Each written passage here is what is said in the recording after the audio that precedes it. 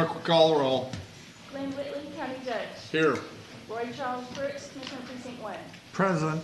Devin Allen, Commissioner Precinct 2. Here. Gary Fickus, Commissioner Precinct 3. Here. J.D. Johnson, Commissioner Precinct 4. Here. Constitutes a quorum. Good boy. Can you hear him? Yeah, we heard him. We heard him? Yeah, we did. He said yes, but you can't hear it. Our invocation today will be delivered by Chaplain Melissa Zendino from One Safe Place. After the invocation, please remain standing for the pledges. Thank you very much for coming out today.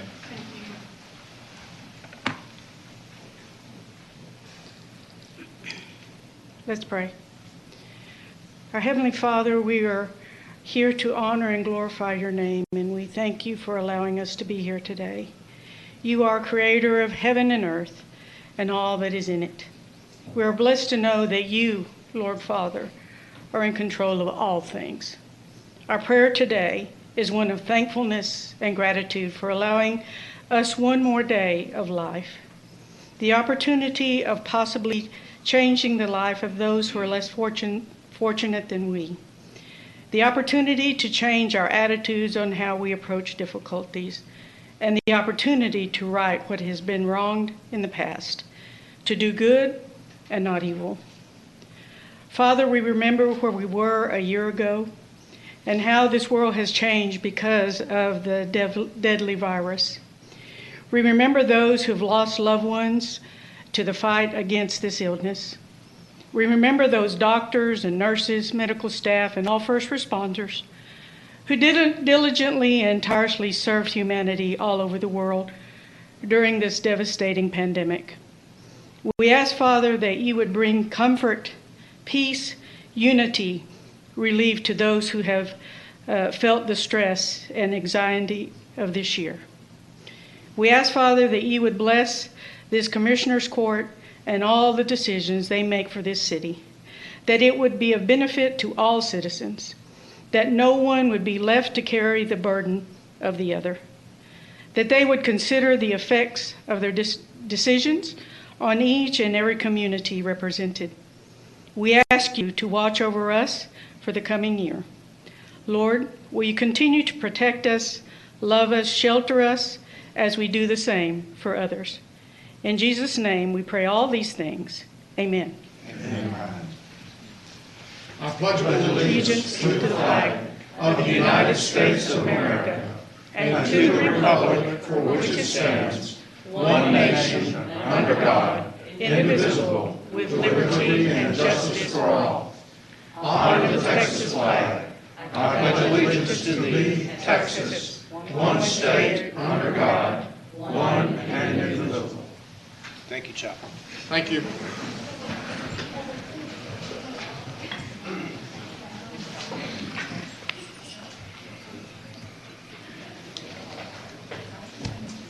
Mr. Manios. Thank you, Your Honor. Members of the court, several announcements related to the agenda. We have some revised court communications that are in your red folder. Some of these may have also been sent to you electronically yesterday.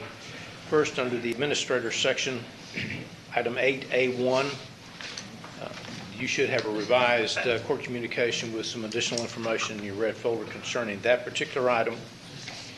Also, yesterday, I believe that we did send out the addition or the revised court communication as it relates to the elections administration, which is item 8D1. Also, members of court, as you know, today we have a transportation bond package work session. It's going to begin at 2 o'clock here in the Commissioner's courtroom.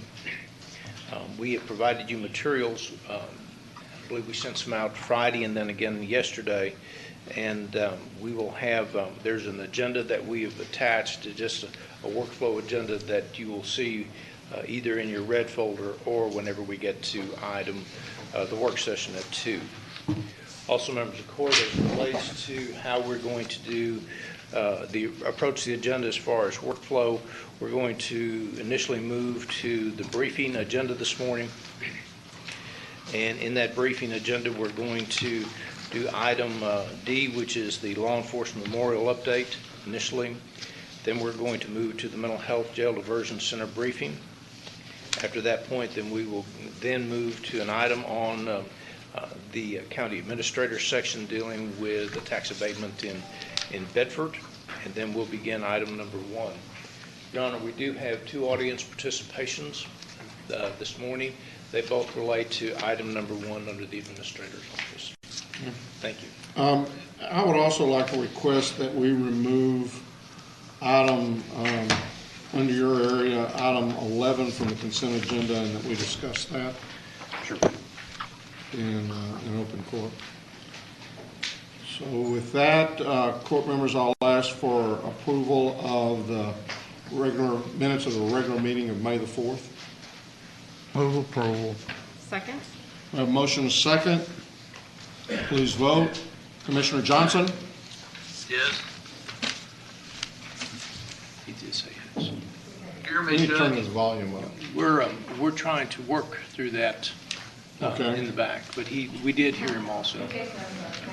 Motion passes unanimously. Proclamations.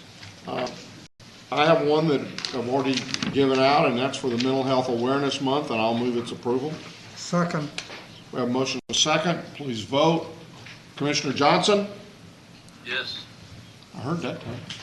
Motion passes unanimously. Commissioner Brooks? Okay. Thank you, Your Honor. This proclamation is in regard to Emergency Medical Services Week. And this should be a joint proclamation between me and Commissioner Allen,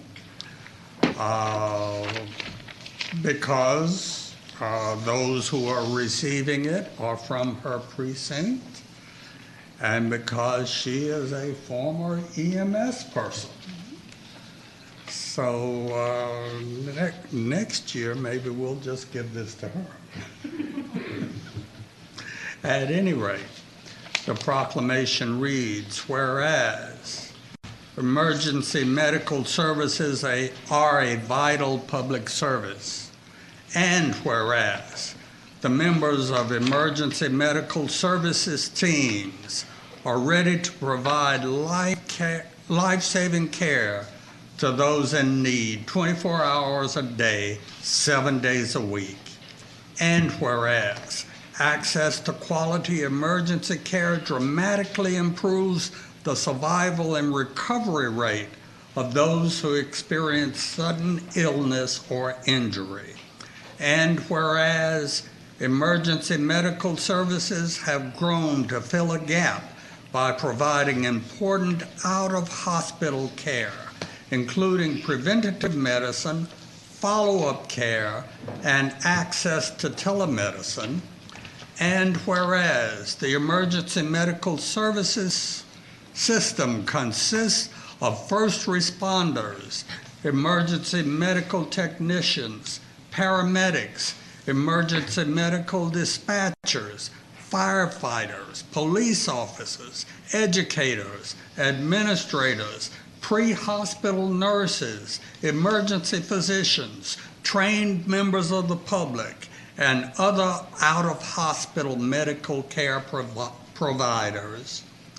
And whereas the members of emergency medical services teams, whether career or volunteer, engage in thousands of hours of specialized training and continuing education to enhance their life-saving skills. And whereas it is appropriate to recognize the value and the accomplishments of emergency medical services providers by designating Emergency Medical Services Week. Now, therefore, be it resolved that we, the Commissioners Court of Tarrant County, do hereby proclaim May 16 through the 22nd, 2021 as Emergency Medical Services Week and acknowledge its theme. This is EMS, caring for our communities. We encourage Tarrant County we encourage the Tarrant County community to proudly observe this week with appropriate programs, ceremonies, and activities. In witness whereof, we have hereunto set our hands and caused the seal of Tarrant County to be affixed this 11th day of May, 2021. And with gratitude, I move approval of this proclamation. Second. We have a motion and a second. Any discussion? Please vote. Commissioner Johnson? Yes. Motion passes unanimously. Here this morning to receive this proclamation are Kevin Sandifer, EMS Chief, City of Mansfield, Texas; Kristen Sutton, Chief Nursing Officer, Texas Health Mansfield; and Jessica Lucio, Trauma and Stroke Coordinator, Texas Health Mansfield. If y'all will join me and Commissioner Allen at the podium, we will present you with this proclamation.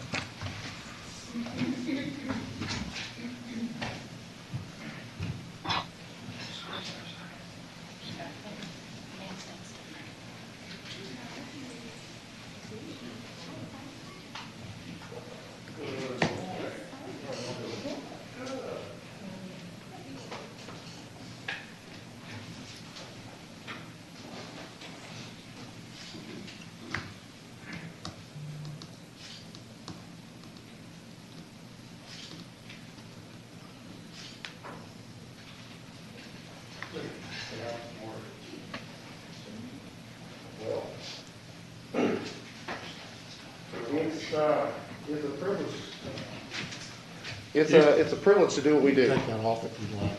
Thank you. It truly is a privilege to do what we do. To be able to come to work and enjoy what you do, but the fact that what you're doing is helping people in what is considered their greatest time of need. It may not be to us, but every time somebody calls us, we are there to help them out. And so thank you for honoring the EMS personnel, whether they be, in the government side or the private sector. We're all on the same page, along with firefighters and police officers and the hospital staff that work with us. There's a reason they call it the chain of survival. It takes an entire chain to help somebody out in their time of need. So again, thank you very much for recognizing EMS. We would still do it even if we didn't get this recognition, because we love what we do, and it's an honor to do it. So thank you. Appreciate it. Kevin, thank you very much.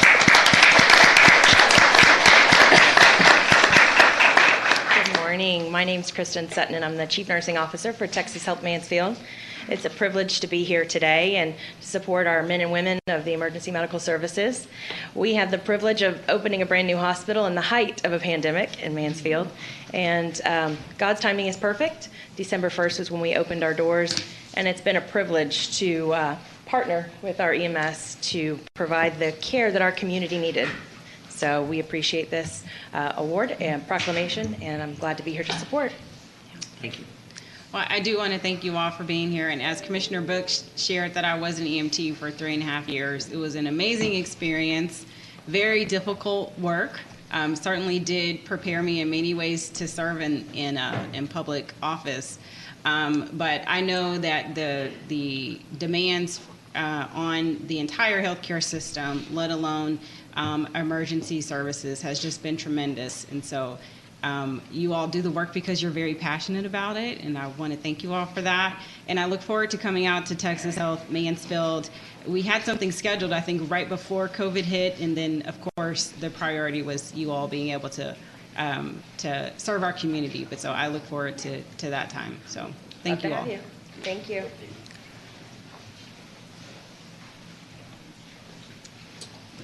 Commissioner Fickus. Yes, we are very fortunate in the Fort Worth, Tarrant County area to have such an active March of Dimes program. And this morning, we would like to do a resolution to the March of Dimes for their March for Babies. And just this Saturday, on May the 8th, they had their march, and it was a virtual event, but it was very successful. And I know that our office has a team, and we have T-shirts for $25.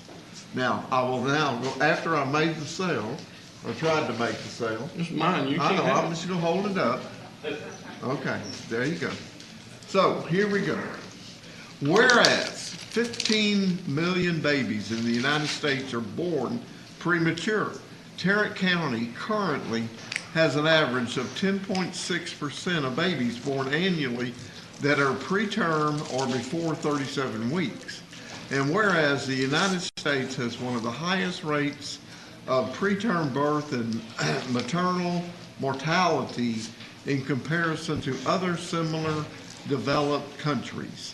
And whereas premature birth is a leading cause of infant mortality, with babies born early likely to spend more days in the hospital, experience long-term intellectual and developmental disabilities, and fight through health problems potentially into adulthood.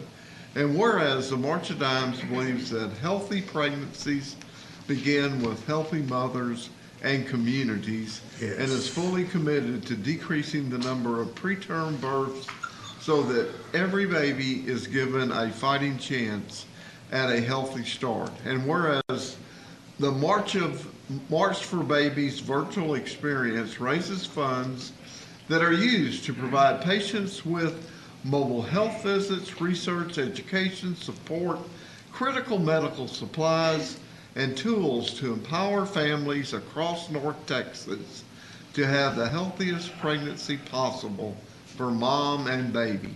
And whereas the March for Babies DFW virtual experience was held on Saturday, May the 8th, 2021, beginning their fundraising efforts that will continue until December 31st, 2021. Now therefore be it resolved that we, the Commissioners Court of Tarrant County, do hereby resolve to bring awareness to the health crisis facing moms and babies to the citizens of Tarrant County. We further encourage residents to support the March for Babies DFW campaign, which is raising funds to bring health and wellness resources to families affected by preterm births and infant mortality. In witness whereof we have hereunto set our hand to cause the seal of Tarrant County to be affixed this 11th day of May 2021. At this time, I would like to call on Kimberly Robinson, who was with the March of Dimes, and to come to the podium. And I will present this, and she will say a few words. And we I will appreciate all the second hard your work she's motion, done. Commissioner. Sir? I will second your motion. Thank you. We have a motion and a second. Please vote. Commissioner Johnson? Yes. Motion passes unanimously.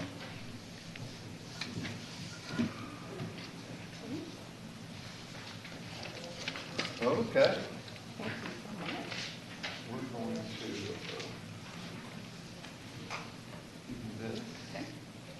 They're going to take our picture.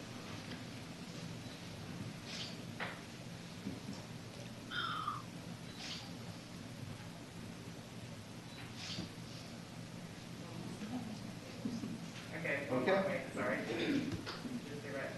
Okay, perfect. We got it? And I'll turn it over to you. All right, thank you so much. Thank you, Kimberly.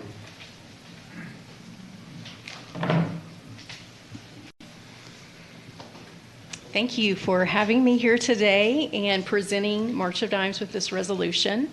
As Commissioner Fickus mentioned, the United States remains the most dangerous place in the developed world to give birth. That statement always catches me off guard, even though I've heard it so many times. But the United States has the highest maternal death rate. Where other countries have it's stabilized or it's falling, in the United States, our maternal death rate is getting worse.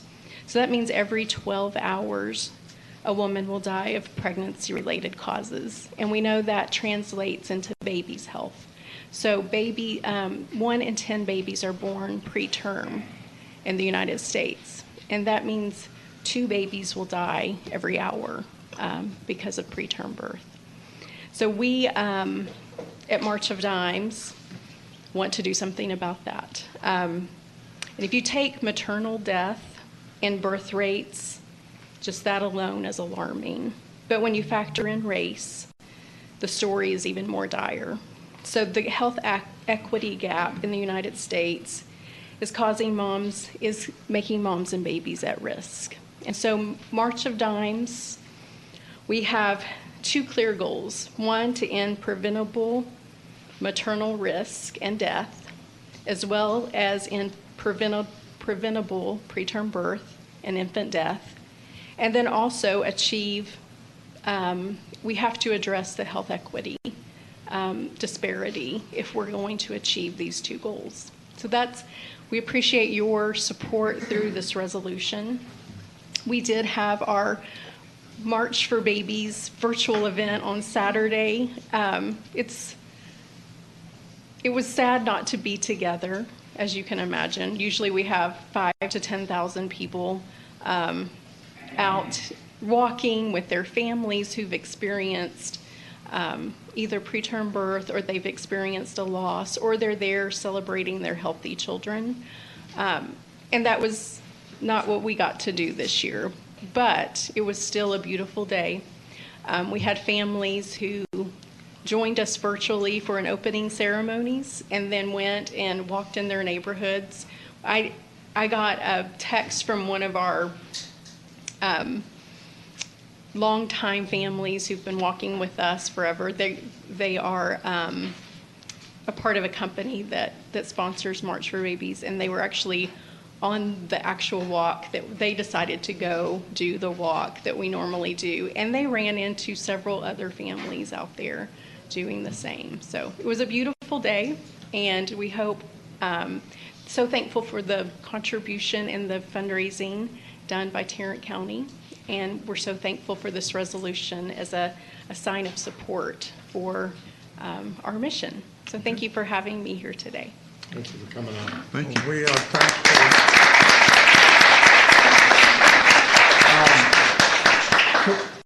Commissioner Johnson, your T-shirt, all the commissioners got T-shirts, and we put yours on your desk, okay? Thank you very much. And Okay. here's your money. Oh, wow, we're getting money. Wow, what a deal. Judge, where's your money? I've already paid mine. I just did. Okay. Well, and I would just add, obviously, that I know for any aspiring mother, current mother, soon-to-be mother, or someone who has lost a child, just want to give a shout out to all the mothers, whether you gave birth to your children or they came to you by some other way, and happy belated Mother's Day as well. I'd like to recognize that the issues of health equity, infant mortality and maternal mortality have been around for all of the years that I've been with Tarrant County. This is a cause on which we have worked for 30-plus years in a concerted way, in partnership with the March of Dimes and with others. We remain committed to closing the health equity gap until such time as it is closed, and we will be working as Tarrant County, as the Tarrant County Hospital District, as Tarrant County Public Health, and all of the institutions that come under the purview of Tarrant County to make sure this happens. It is priority one. Thank you, Commissioner Brooks. Commissioner Fickus, I believe you have another resolution. Yes, and this is for ratification only. This is to Dr. Faye Ballou for her 26 years of service on the Board of Trustees of the Hirsch-Hewlett Bedford ISD, and she is not seeking reelection, and she has just been an icon in Northeast Tarrant County in so many ways. Her efforts through United Way and all the hard work she's put into as a school board member. We certainly appreciate her. And this will be presented, I believe, on Monday night. Monday night. So I move approval of this resolution. Second. We have a motion and a second. Faye has done a fantastic job for our area, for Tarrant County as a whole through United Way, certainly as a school board member in the HEB area. Just an excellent, excellent citizen. So please vote. Commissioner Johnson? Yes. Motion passes unanimously. Are there any other announcements at this time? I got my announcement in earlier. I had to give a shout out to the moms, and I did it. Okay, court members, you have before you the consent agenda with a couple of the changes that we previously made. Move for approval. Second. We have a motion and a second. Any discussion? Please vote. Commissioner Johnson? Yes. Motion passes unanimously. Mr. Manius? Thank you, Your Honor. Members of the court, we can move to the briefing agenda now. We're going to take up item 11D. This is a update on the law enforcement memorial. Mr. Merritt is here to address the court at this time.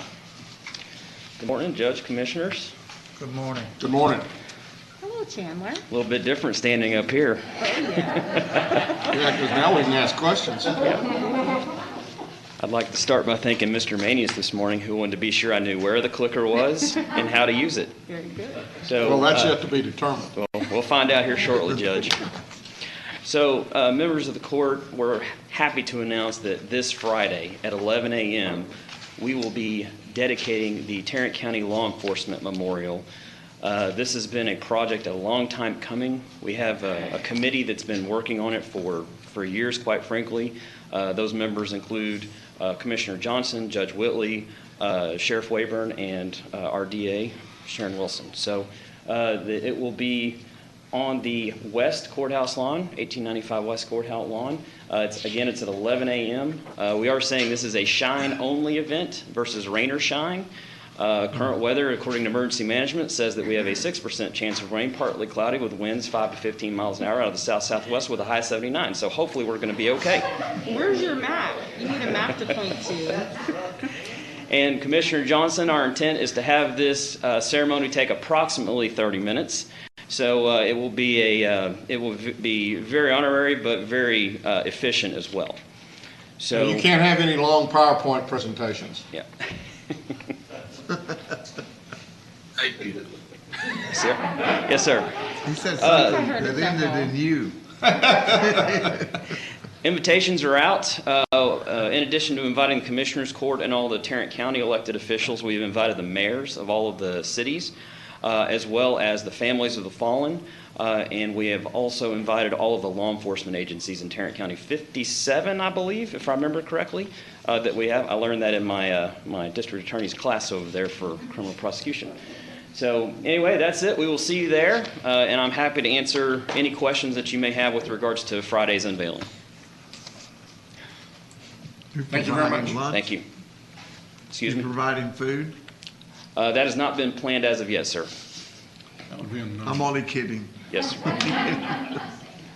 All right, thank you very much. Yes, sir. So we're now going to go ahead and move to item 11C, which is the Mental Health Jail Diversion Center briefing. Mr. Merritt's going to do that one also. Give me just a second to load. Yeah. So a side note, while we're waiting on this presentation, which it's up now, Vinny and I were talking this morning, and I said, my intent, Vinny, is to not build a clock on this diversion center presentation. And he said, well, you might have to build a clock anyway, and it might be a Rolex or something like that. I said, well, if I have to build a clock, it's going to be a sundial. So we were going to try to keep this at a very 30,000-foot view today. 5 slides, Commissioner Johnson, on this one as well. So we'll try to get through it here and just kind of talk through this. So this is something that Tarrant County has been looking at for quite a while. There's been a multitude of partners, committees that have worked to bring this to where it is today. I wanted to start with just identifying the mission that has been come up with, and I'm going to read it verbatim because I think it's important. It's to provide a recovery-oriented, short-stay alternative to incarceration for nonviolent, justice-involved persons with mental health needs. Now, that is somewhat of a simple mission, but it's also a very profound mission. And it's something, as I said, Commissioner Allen, you okay up there? Do we need IT? Our screen's not coming on. Okay. Well, I'll keep going here, Yeah, if that's go ahead. okay. All right. Yeah. So we've come up with a multitude of goals and impact statements with regards to organizations that would be affected by this. We've taken just kind of an excerpt today of these 3 just to give you an idea of how we believe this program or this initiative would actually affect us. So from a law enforcement impact, quite frankly, it gives our law enforcement agencies another option. So if they have an intervention with an individual and they need to detain that individual, instead of only having the choice of taking them potentially to jail or to our psychiatric emergency center, this is I call it a third option that may provide better outcomes than the 2 options that they currently have available. From a hospital impact, just as I just mentioned, we have the Psychiatric Emergency Center down at JPS, which Mr. Early is here in the audience today to be with us on this. And quite frankly, this would hopefully reduce the number of individuals coming to their emergency center for services.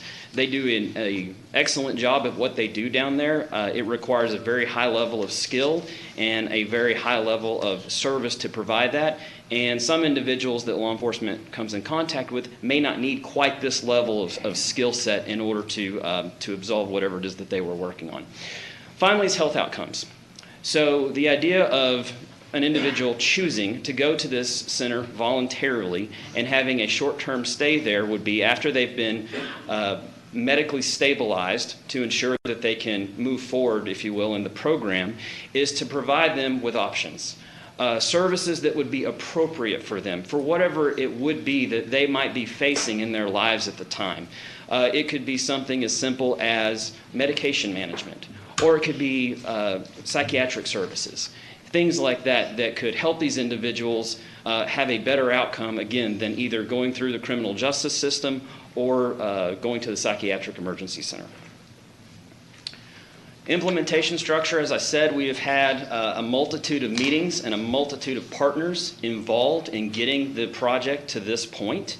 The work groups included kind of a site selection facility design group that was tasked with working on a location of where a center like this may be best served. Funding, because obviously if we initiate a program like this, we would have to have a funding structure behind it in order for it to approve a capital expenses as well as operating costs. Organizational governance, how are we going to decide who makes the decisions on how this thing operates? It could be something as simple as, do we contract certain services out, or do we bring certain services in-house? So the real nuts and bolts from that interaction with law enforcement all the way through to providing those wraparound services with those partners that would be in it with us. And then finally, operations. Operations looked at square footage needs. What kind of capital expenses would we have? Do we need medicine cabinets to hold certain medications? All the little details of what could potentially go into this program. As I said, we've had a lot of stakeholders and partners looking at this so far. There has been countless meetings discussing at these work group levels and in the oversight committee level, which is kind of the big board, if you will, that's been kind of driving a lot of this. So in addition to the Commissioner's Court, which Commissioner Brooks has been kind of one of our driving forces behind this, along with Judge Whitley. We've had Sharon Wilson, our criminal district attorney, who has also been pushing heavy to try to get this to this point to where the court could have this discussion. Again, Mr. Early and Mrs. Baugh, they're both here from JPS. They've been involved in conversations as well because they would obviously play a role in whatever this final initiative looks like. We have Chief Simons here, I believe, from the sheriff's office. So he's here to answer questions if there are questions of him with regards to that. Law enforcement agencies, obviously, again, 57 of them in Tarrant County, which would potentially give them this option to have this program available to them when they choose to detain an individual and decide on what next steps are. And then finally, the organizations that would be providing those wraparound services. One of those principal agencies would probably be Tarrant County MHMR, who I believe are here. Yep, there they are. There's Remy and Susan right back there. So they obviously would be principally involved in a lot of these operations as well. We're really to the point where we need direction from the court.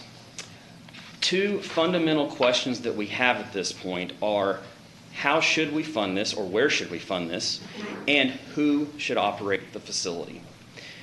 A lot of work, I said, has been done so far to get us to this point, but we're to the point where until the court weighs in on how they would like to see us proceed, we're kind of to the point where we need those decisions before we can move forward.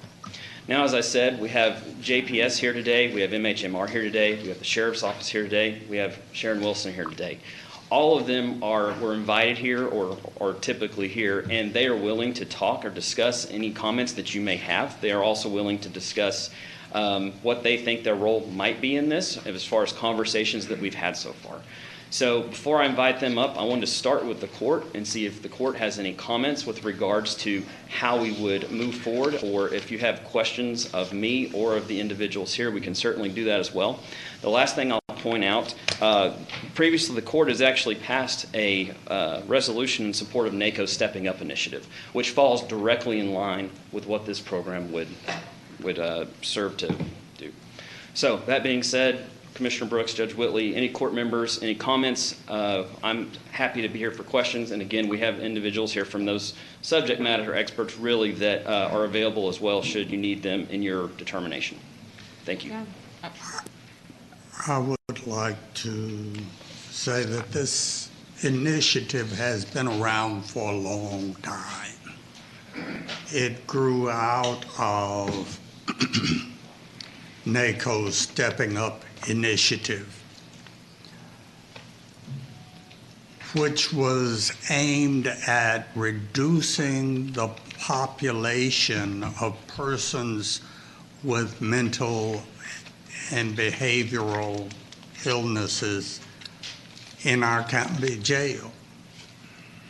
It was a recognition of our nation's counties that our county jails should not be the largest providers of mental health services in our counties. I worked on this for a long, long time, but it did not gain traction until Judge Whitley came on board and Sharon Wilson came on board.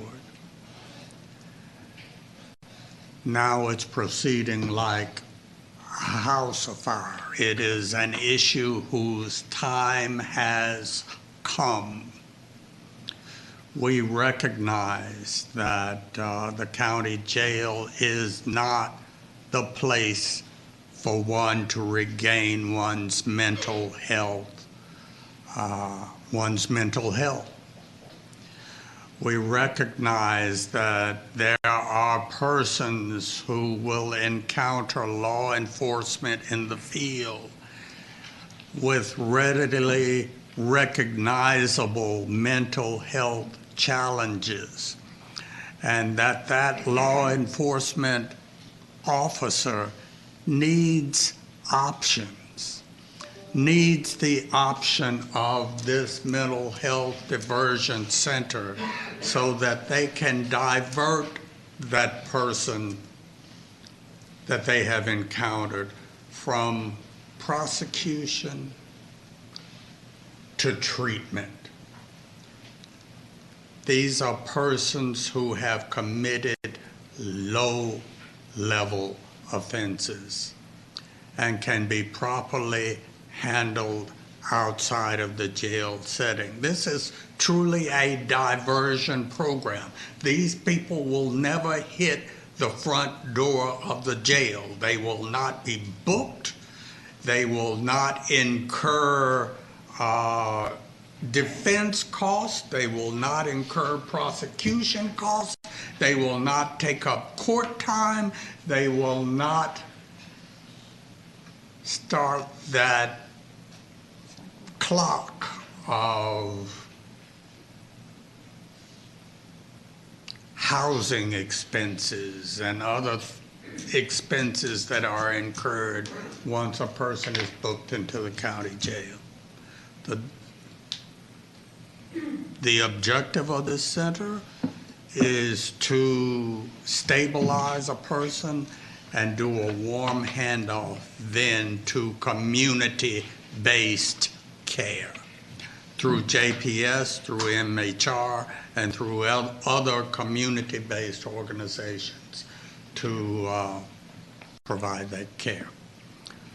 I would like to suggest that the first thing we need to do is to hire a realtor to help us with locating this facility, preferably in lease space, so that we can shake all the bugs out of it and know exactly what we're doing before we commit to permanent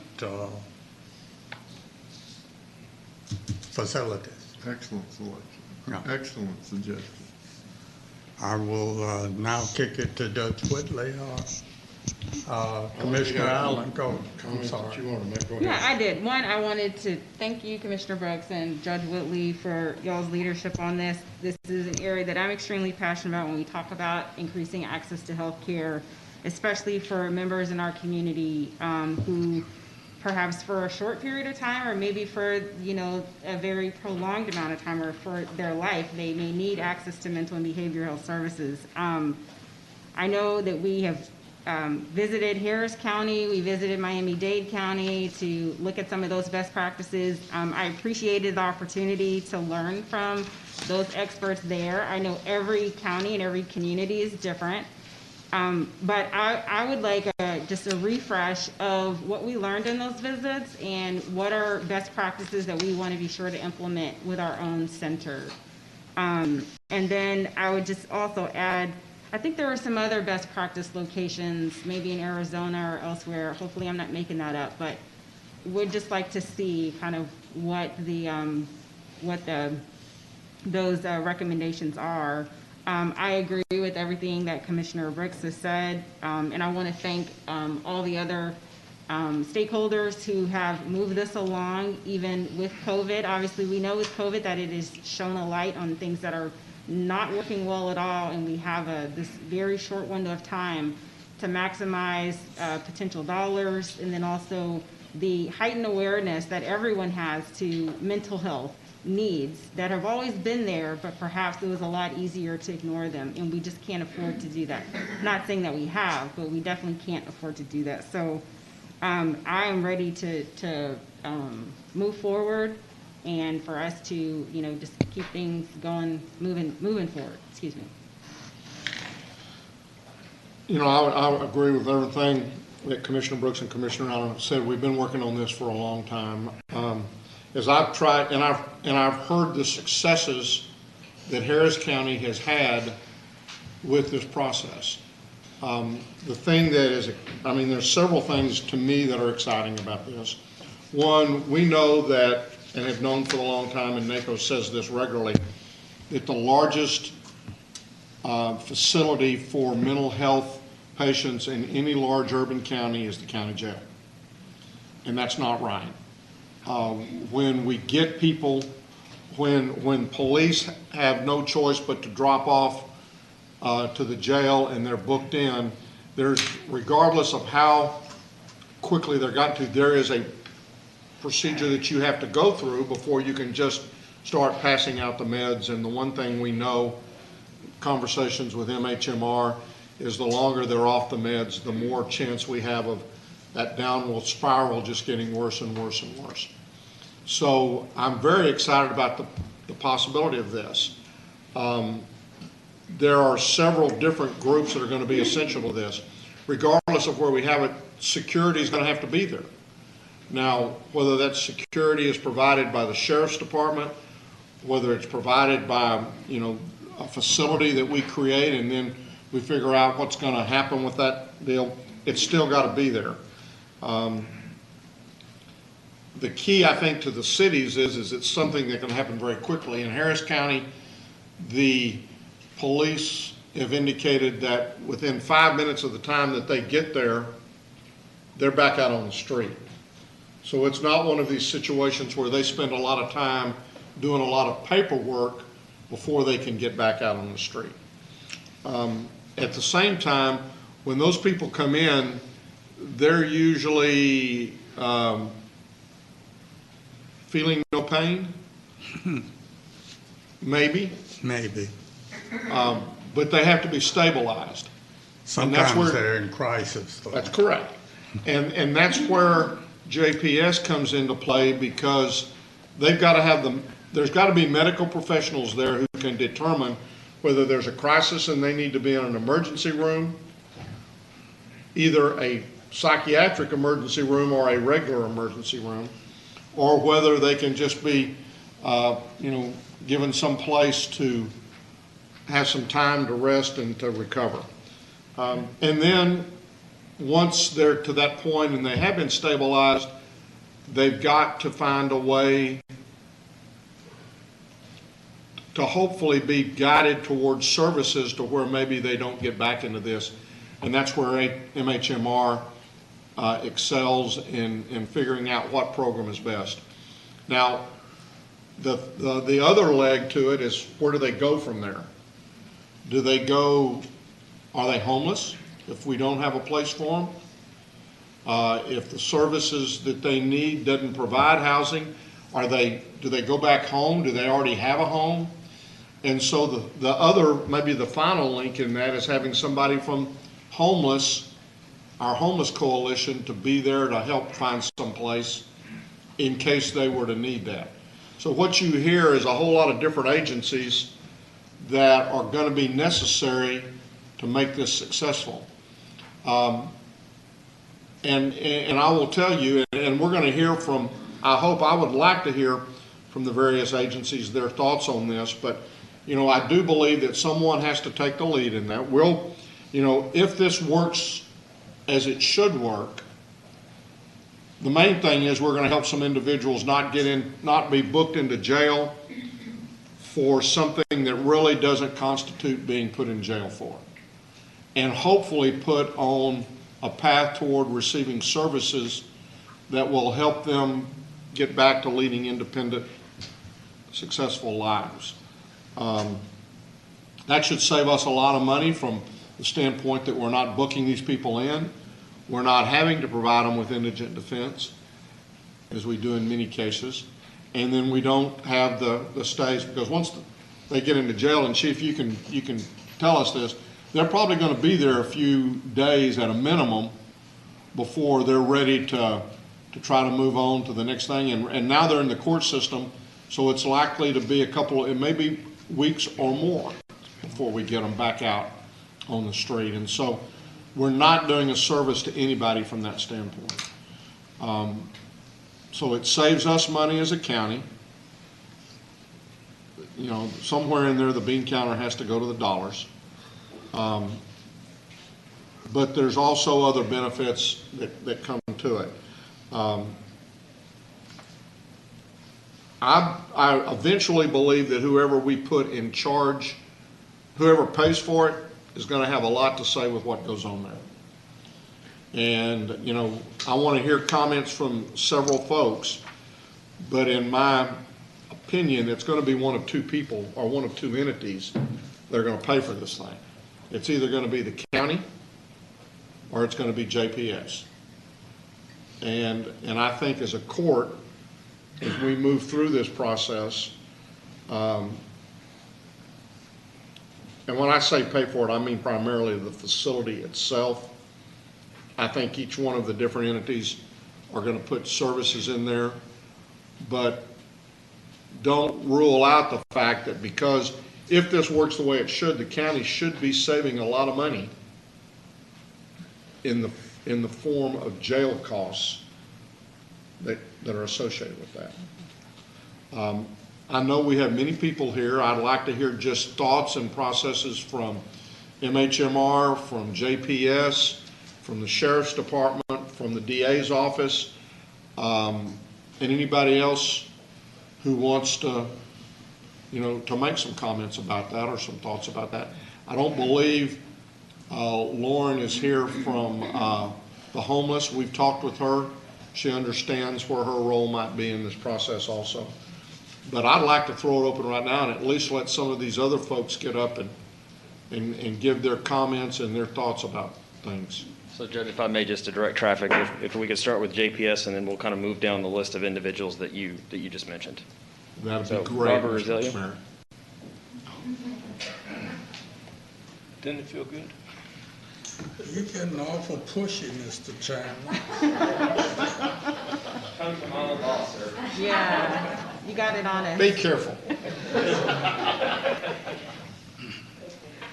Thank you. Your Honor and members of the court, I'll give you my opinion, and it is merely that the opinion of trying to figure out the role that JPS plays in dealing with an incredibly difficult issue that we all see. Commissioner Brooks, you've been a part of this since the initiation of this years ago. And you're right, having the judge play a part in it, having Ms. Wilson play a part in it, and Commissioner Allen, Commissioner Fickus, it concerns everybody. It concerns Commissioner Johnson as well. Everybody has individuals that are going to be affected by this. So the need for it, I don't think, is in question by anybody. In my opinion, JPS is an element of this, and JPS needs and wants to be an element of this. But as we discuss this, you've got a law enforcement portion of this. You've got the skills and the talents of MHMR. You have the skills and the talents of where housing is going to be, because not all of these people are going to be behavioral health and fit in that category. Some are going to have challenges with the need for rehab from a drug addiction or an alcohol addiction, and where they're placed and where they go.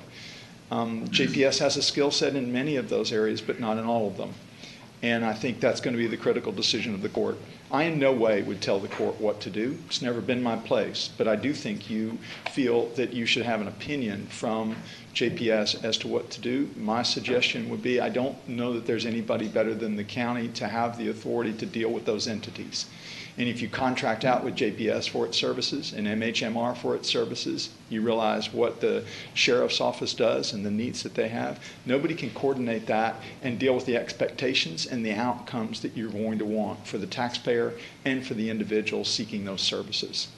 JPS, again, is going to be an element, but I don't think, we have a great relationship with the current sheriff and the sheriff's deputies and the people at the sheriff's office. Although I don't think the sheriff's office is going to want JPS to tell them what to do. I have huge respect for Sharon Wilson. I'm not going to make eye contact with Sharon Wilson right now, because in no way would I dream of telling Sharon Wilson what to do in any regard. And that's going to be a challenge in this authority. And I think the authority and the funding is going to be critical for the outcomes that you need. So Commissioner Brooks, I couldn't agree more with what you said. And I want to be a help and a partner to that, and I want to be an element of it. But I don't know that JPS is the authority on this, and I think you'll find it better if the county coordinates it and contracts out for those services, because every one of the entities, Judge, that you mentioned is incredibly talented in their area. And I think you need a coordinator for that, not taking one of those elements and having us run it. So. Any questions that y'all have of my comments? Stabilization, which is going to be the key for you. Mm-hmm.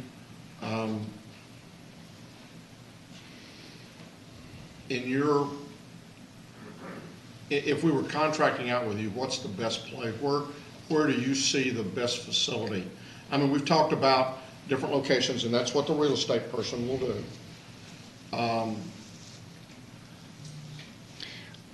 I think you need to think a little bit, and I've spoken with Sharon Wilson about this and others. There's probably going to be a difference of opinion in a little bit as to location, and I think bringing a consultant in or somebody that can pick those locations would be hugely helpful.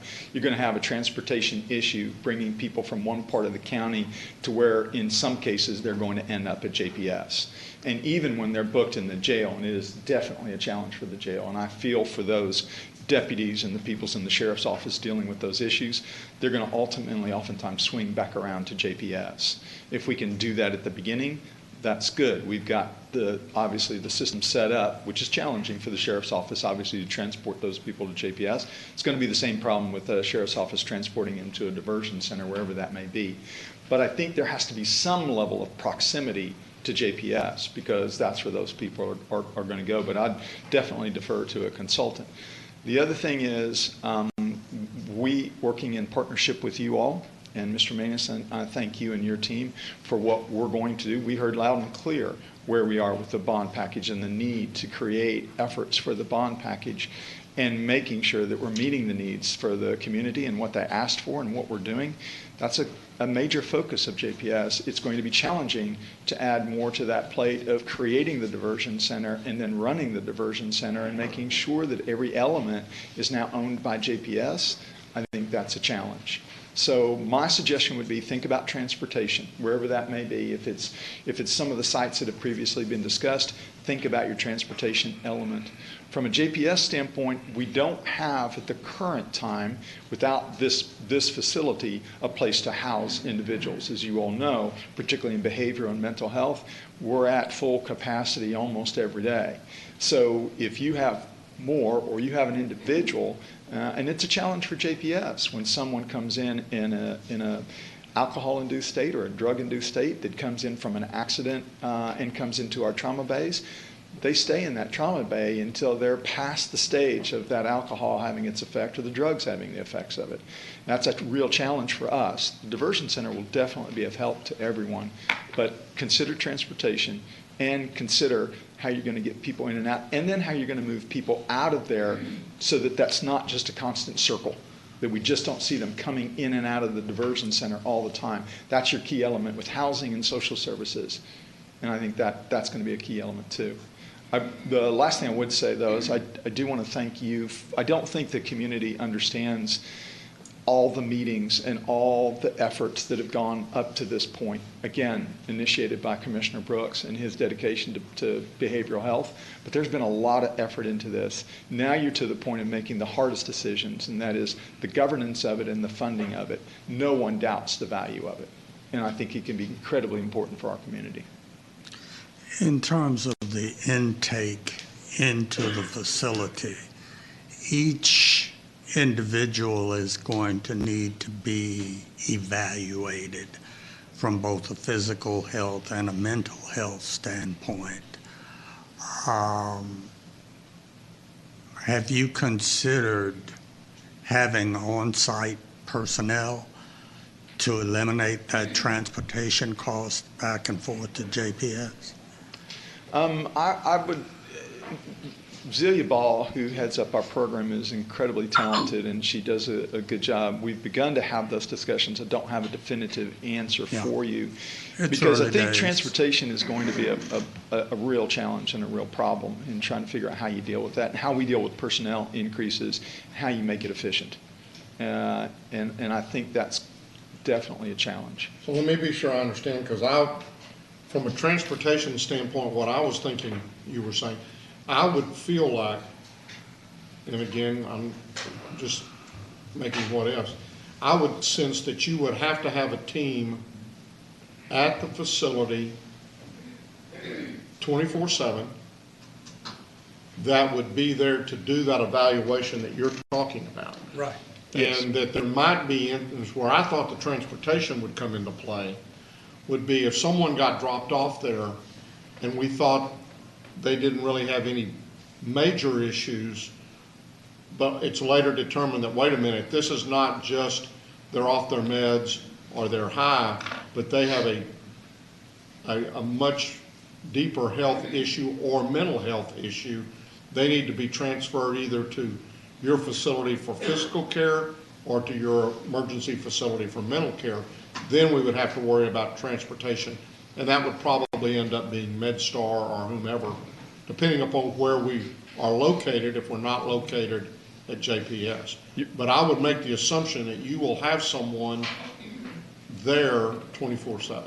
Yes, sir, you're both right, because you're going to have both those elements. You're going to have somebody in that diversion center which needs a short period of time for whatever their issues are, and they're going to be placed in another section, or they're going to be released, or they're going to be dealt with back at their home setting or back wherever they're coming from. There's going to be some people that are going to need extended care. Some of that extended care is going to come from JPS. Some of it's going to come longer. So you're going to have transportation in both realms. But JPS would, in all likelihood, have a team there to make those evaluations.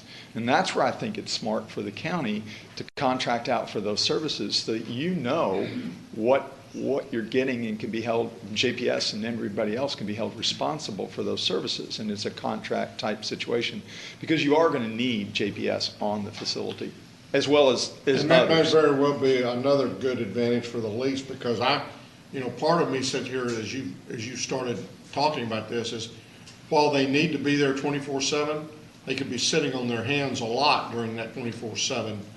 And if the facility was a part of the JPS facility, and I know that we've talked about along 121, we've talked about a number of other locations, but could that team be one that would be utilized in other areas until it was necessary to have that team immediately on call to the facility? Yes, sir. I would think that would be the case. And I think that's going to be your most efficient way. And I don't think, Zelia, you would disagree with that, of the on-site aspect of that and the need to have people there. Okay. Come on up, Zelia. Zelia Ball. While she's coming, let me Yes, point ma'am. out that the other important responsibility for JPS is in community-based aftercare. We will be looking at the regional medical homes and the mental health, behavioral health,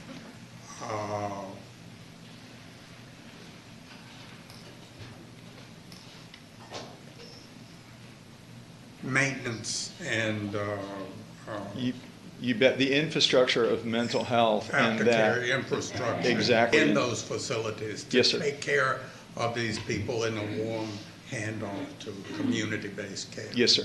I totally agree. Y'all are a vital player in that. I agree, totally. Zelia Ball serves as our Senior Vice President of Mental Behavioral Issues. She also deals with our correctional health program as well. So no better versed and talented at her efforts than this. So, Zelia? Morning. Short person height. Isaiah. Good morning, members of the court.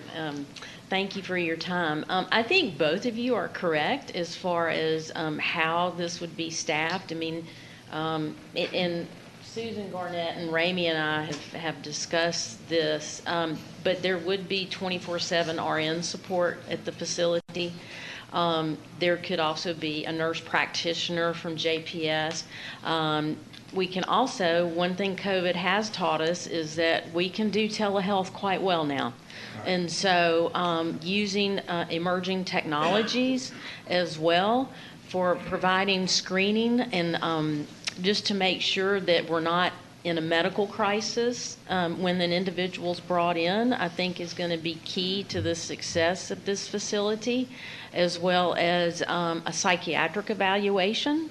And all of those things will give us an entire picture of the individual, where do they need to stay there? Is it safe for them to stay there? Do they need more intensive psychiatric treatment? That would be at JPS. Do they need medical intervention? JPS. Are they able to be managed there? MHMR, discharge, wraparound services, MHMR. This does work. I mean, because you're preventing individuals from getting into the legal system, which is key to success for them. A lot of people don't know the availability of resources, unfortunately, and so they don't know where to get them or how to access them. And this facility opens up doors that MHMR have, that JPS has out in the community as well, that will make this successful. But it's going to be a true community effort. It's going to be, housing. It's going to be all the wraparound services that are necessary for this to be successful, so that we don't have a revolving merry-go-round. And I think, I saw the facility in Arizona. I know that Ramey and Susan, or Harris County and Miami. The key to the success is twofold: a lot of education and training for our police departments, and no wrong door for entry for our police departments, meaning that they bring whomever they have, and it's up to whoever's running this facility to determine where that person goes next. And it needs to be short, sweet, and to the point, so that we have police officer buy-in, and that way they don't hesitate in coming there first. Absolutely right. Susan? Thank you, Zillian. Thank you very much. I agree with what Zelia and Robert have said. At MHMR, we have operated for a long time 24/7 facilities that provide mental health crisis services, that provide respite beds for people, brief residential beds for people. Those are folks generally who are already known to our system. So we're not unfamiliar, though, with having a nurse do an evaluation at the beginning, make a determination if the person is a danger to themselves or others and might need a more intensive level of services like what Zelia is describing. But we don't think that is going to be the most common thing that we see. We think what's far more likely is the person who has committed an offense and who the police aren't quite sure what to do. They'd rather not take them to jail. They're pretty sure they don't really need to go to the hospital. They don't want to drive to the hospital, but they need to go somewhere. They need to do something. They need some help. They've seen them before. They'd rather not see them again, but they think they likely will. And they're looking for some place where they can go, where the officer can take the individual can agree that he's willing to stay there, and that he can get some help. But the help, what's really critical that both Robert and Zelia mentioned is it's not just about what happens in the 36, 48, 72 hours that the individual is in this facility. What's important is that we link the individual to the services and supports that they need, and that we continue those supports. In many cases, it is going to be drug or alcohol treatment. In some cases, it's going to be about linking them to publicly funded mental health services. This is where MHMR has the opportunity to link people to some of the state-funded supports that exist in our community and to help continue their services.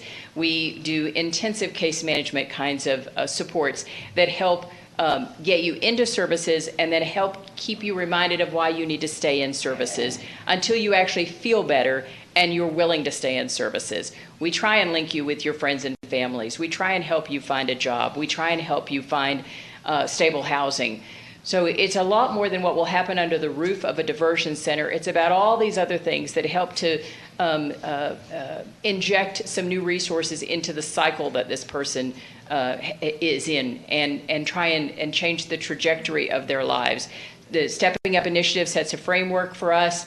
Everything that we've done has been a part of that framework.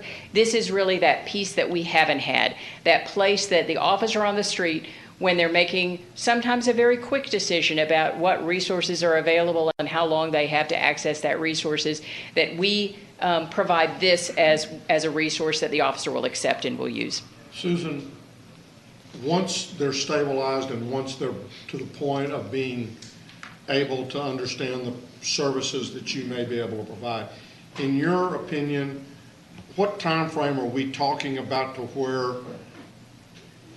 I don't know whether they will accept it or not, you'll be a better evaluator of that than I am, certainly.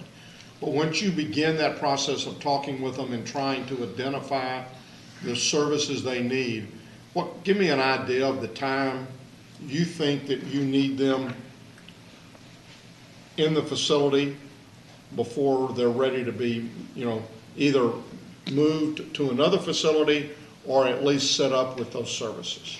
So what we have as our guide is the conversations we've had with other facilities, both in Texas and outside of Texas.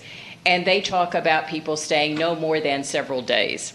Although I've been in labor 3 times and the doctors say, stop thinking about hours, right? Think about what you're going to produce.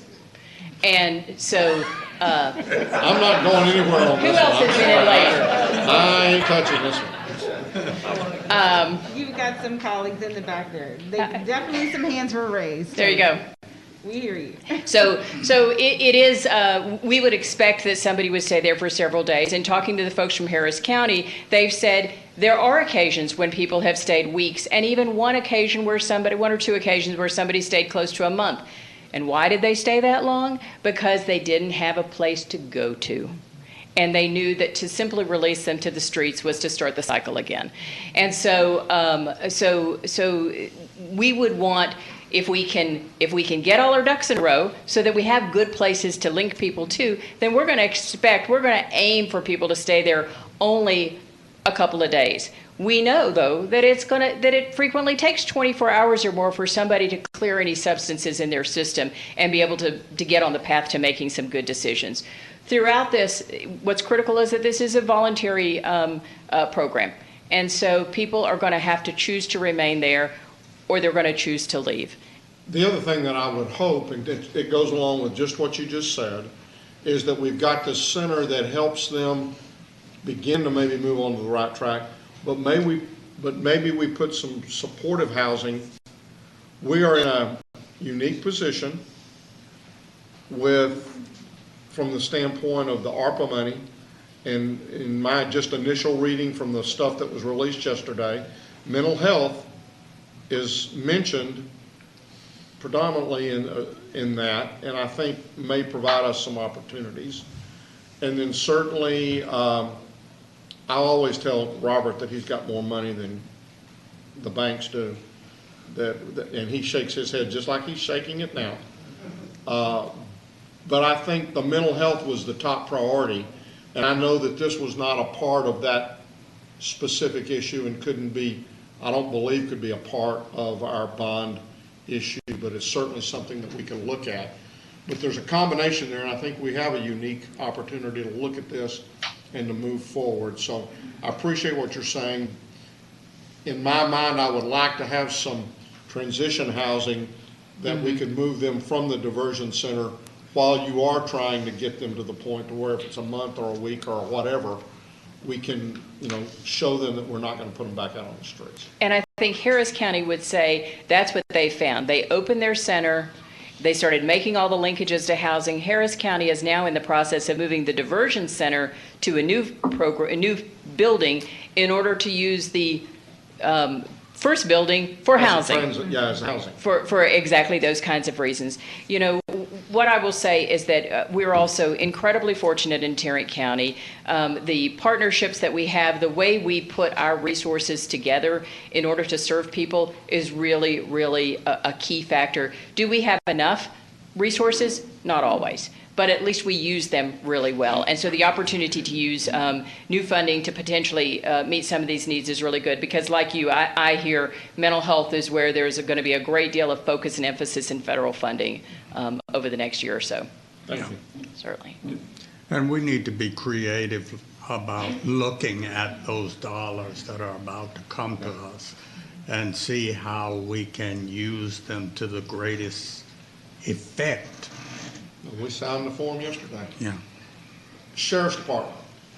Thank you, Susan. Thank you very much, Susan. Morning, Judge, Commissioners. Chief.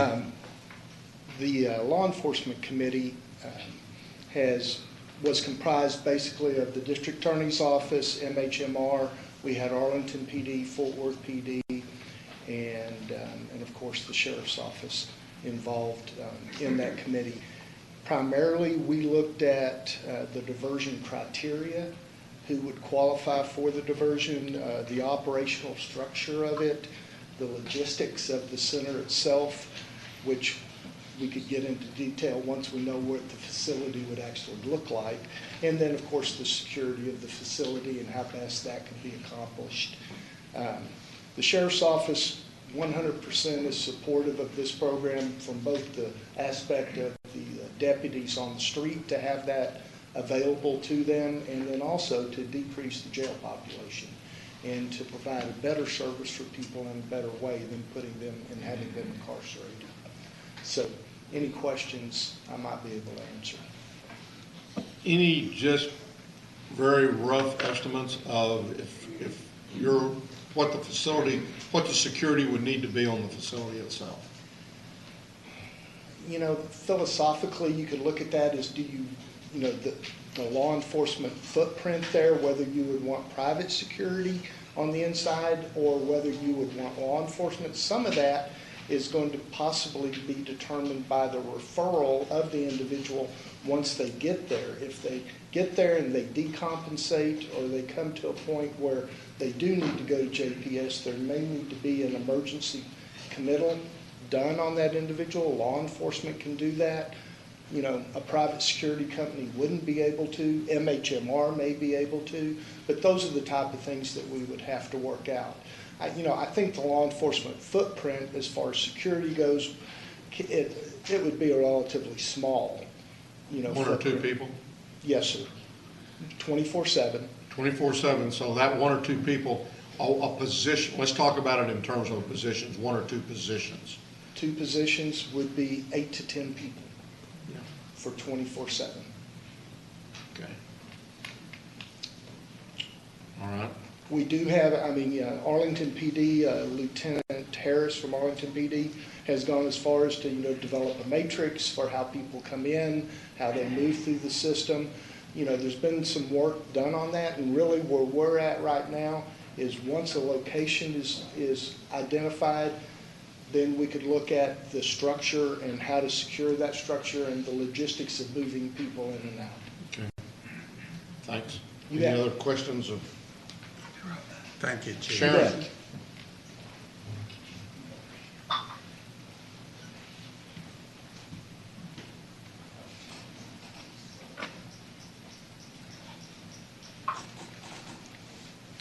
And I want to thank Sharon too. Roy's mentioned Sharon, but she's really helped push this forward and keep it moving with COVID. COVID has been a thing that has slowed a lot of stuff down over the last 14 months. So. Okay, so I am very grateful that you all are as supportive of this as you are. It's going to make, in my opinion, a huge difference in how we do criminal justice in our community. And I will stand here and tell you, as a person who believes that bad people should be locked up, these people, for the most part, our mentally ill population, should not be in our jails. They just should not be in our jails. And this gives us an opportunity for them not to be. So I'm so glad that Commissioner Allen said she wanted a deeper dive, because you know me, I brought stuff. So the first page is just kind of a summary sheet. The second page is a little more detail of our on-site services. I see that there's a copy of it up here, so one of our partners brought it. And I will tell you that working with JPS and with MHMR has been great in working on this. They're great partners together. The next page, what we look at when we look at the criminal justice system, primarily the offense that happens that is mental health related is criminal trespass. If we look at all of our different crimes, criminal trespass is the one where the defendant is most likely to be mentally ill or have already received treatment or have been identified by MHMR. That next, it's like toward the last, next to the last page, are the number of cases that are filed each month in Tarrant County from around the county, the number of cases filed for criminal trespass only, and the number of those criminal trespass cases, defendants, who are already identified by MHMR. So when we talk about the need, this, I think, is a good description of the need. And the goal of this program that Commissioner Brooks has worked on and thank you for your guidance on this, is that these people wouldn't be coming back. Not just that we would keep them out of jail this one time, but that they would be out of jail thereafter. The last page, my office prepared, it is kind of a schematic of the number of the locations and where people, our most criminal trespass arrests. And I will tell you that in working with the police chiefs, they have indicated that a place on Airport Freeway in between here and I guess the mall, this close part of Airport Freeway, would allow easy access, not just from people in Fort Worth, but also Arlington and also the Northeast. So I wanted to tell you that. Let me also say that Chief Cody Phillips is here today. Would you stand up? And he is the head of the Tarrant County Law Enforcement Executives Association. If you'd like to hear from him, he did say, he's like, no. He's shaking his head, no. No. He actually emailed me and said, I'll be there in support. But the police chiefs are completely in support of this and request your assistance. And as I listen to the concerns about what if somebody comes in that's physically ill and needs immediate care, those kinds of questions. You know, our police officers in Tarrant County, we trust and they have discretion and they know when somebody needs physical attention, right? I mean, not every time, and that's why I do think it's important that if somebody comes in and they decompensate or something occurs, then we need to have the ability to move that person to the hospital. And let me tell you, Chief Noakes, Fort Worth PD chief, is also in favor of this. I think that matters because he's the largest agency in Tarrant County, and he sent Commander Amy Ladd, who's in charge of their mental health areas. And would you be willing to hear from her briefly? Sure. Chief Ladd, would you come up? Come on Commander down. Ladd, would you come up? While she's doing that, Sharon, I thank you for the map. I think it's a great illustration of, particularly with the criminal trespass issue, like how. It's a shocking number. Yeah, and across the county. So there's not, I mean, obviously, as you would imagine with some of the larger cities, right, that you would see more of a concentrated issue. I do have another question. We'll go ahead and have her speak, but I do have another question for you. Have a question for you, rather. Good morning. Hi. Thank you for having me here. So yes, Chief Noakes wanted me to come and represent Fort Worth and kind of our interest in the diversion center. We've spent the last 2 years really taking a deep dive into our policies and our crisis intervention team and our HOPE team, and that's our homeless outreach team. So we've done a lot of changes to policy and to practice. The great thing about this diversion center is it gives us an option outside of traditional enforcement. We see a lot of frequent flyers for the criminal trespass law that we know are not going to get the treatment they need in jail. So this gives officers a chance to really help people with a long-term problem.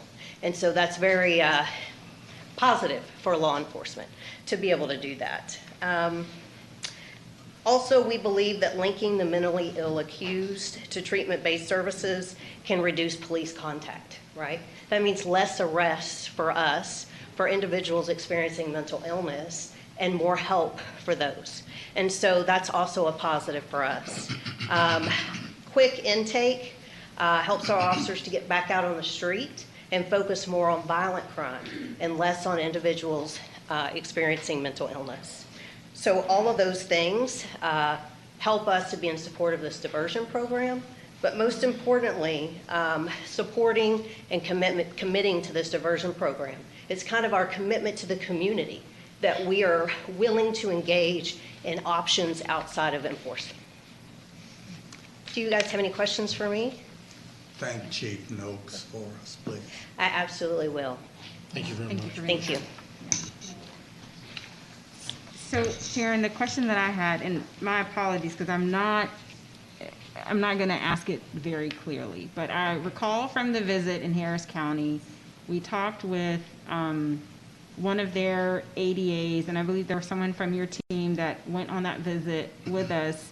And there was a conversation about with particularly the criminal trespass issue, that the police had like a direct hotline to the DA's office, and there was some conversation that needed to be had in order for then someone to be brought in. Does that sound familiar That's, to you? yes, and Okay. that is unique to Harris County. Okay, that's what I thought. I remember. Yeah, Okay. it's completely unique, and it's not just on criminal trespass. Before they Okay. file any case, they call a prosecutor and run it by Okay. them. Okay. So we don't do that. We have the electronic case, comes to us. It's unique to Harris County. Truly, if this worked, they would never come to your office or to the judge's We office. would never see it. They would never see a magistrate. They would never go to jail. There would not be an indigency affidavit. There wouldn't be more attorney's fees.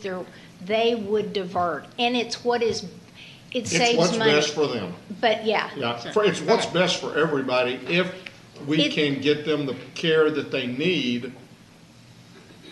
And that's the goal. I That's the agree. goal. It's an amazing time when what's best for everybody involved is this one thing. It's best for the police, it's best for the courts, it's best for the county by cost, and it's best for that individual. And it's best for their families. I mean, I get calls from the families of the mentally ill, and it is heartbreaking. And to have an alternative is, we just need it. Well, then that was the reason for my question, was to clarify. I couldn't remember if I knew it was specific to Harris, but I wasn't sure if it was even more specific to this particular issue or broadly. They do it on everything. Okay. Other questions, other comments, Sharon? I just want to thank Sharon because you have pushed this thing from just an idea. You've helped put meat on the bone of this thing, and you've kept it rolling, and you have never given up. Yeah, so I thank you for getting us to this point. Thank you. So I know y'all are making ultimate decisions today. And let me just go ahead and remind you of our first meeting where you said, if you're not for this, we're going to do it without you. Well, there's that. Yeah, there is that. So we're kind of of the same mind. We need, in my opinion, we need a facility. We need a lease facility. We need to get started. And when we have an idea of where we're going to be, I would recommend what I've already said, probably the 121 corridor if we can, or someplace more centrally located so that we have so many agencies. And actually, according to that diagram, more people that are arrested for that offense really north of I-30 than south of I-30. Fort Worth and Arlington are always going to be the big ones, right? And until I saw this, I'm not sure, to me, if the tan areas are the areas of the people getting arrested, there's a whole lot more south of I-30 than there is north. Okay.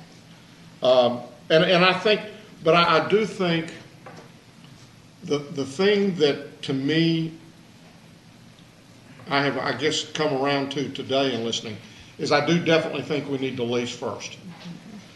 If I were buying and building and we were gonna own it, I would, I was leaning toward JPS just because I don't see it being that much more inconvenient. I may be wrong. I'm making an assumption that a lot of these people are arrested from sometime between 7 at night and 7 in the morning. And there's not a whole lot of traffic on 35 as there is during that other time. Maybe wrong, don't know. But I do believe now that leasing it initially is the way to go, and from leasing it, we're going to find out what we need from that standpoint. And so whether we lease along I-30, whether we lease along 121, whether we lease along 287, it does need to be something that would be, in my mind, freeway convenient to all of the cities of Tarrant County, because if you can get on the freeway, you can get there in about 20 minutes. And if you only take 5 minutes to drop them off and get back, then you're helping them. The other thing is who's gonna run this thing?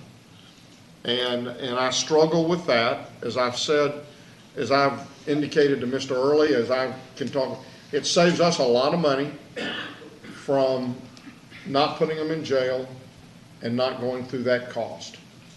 Because once you get them in jail, then now your department is involved, the judges are involved, the sheriff is involved. We're in the midst of it at that point. We're appointing attorneys. We're done it, we've done no service to anybody. Well, and also it potentially traumatizes or re-traumatizes the person Oh, who's yeah. receiving the care. And if we do it before then basically the two main parties involved are JPS to stabilize them and MHMR to try to figure out where we're going to try to move them to. Now, the other comment that was made this morning that I hadn't thought about, but I do think is very important, is these medical homes that we're creating are gonna have a mental health component to them. Right. And so it is going to be important that I think that those people also, hopefully, working with MHMR, that we get those folks in that area. But I still am confused as to who, I just need more discussion, I guess, as to who's going to operate this thing. Because while we benefit from it, you know, and I've made statements like this before. We keep control over public health, but we say, JPS, you're going to finance it. And I don't necessarily believe that that's the case or should be the case, but it is. I think who funds it is a lot to do with who runs it. But when it comes, if we're the ones that are funding it, I don't know who we give it to. I mean, because the agencies that are gonna be are agencies that are, yes, we appoint the boards, MHMR as well as JPS.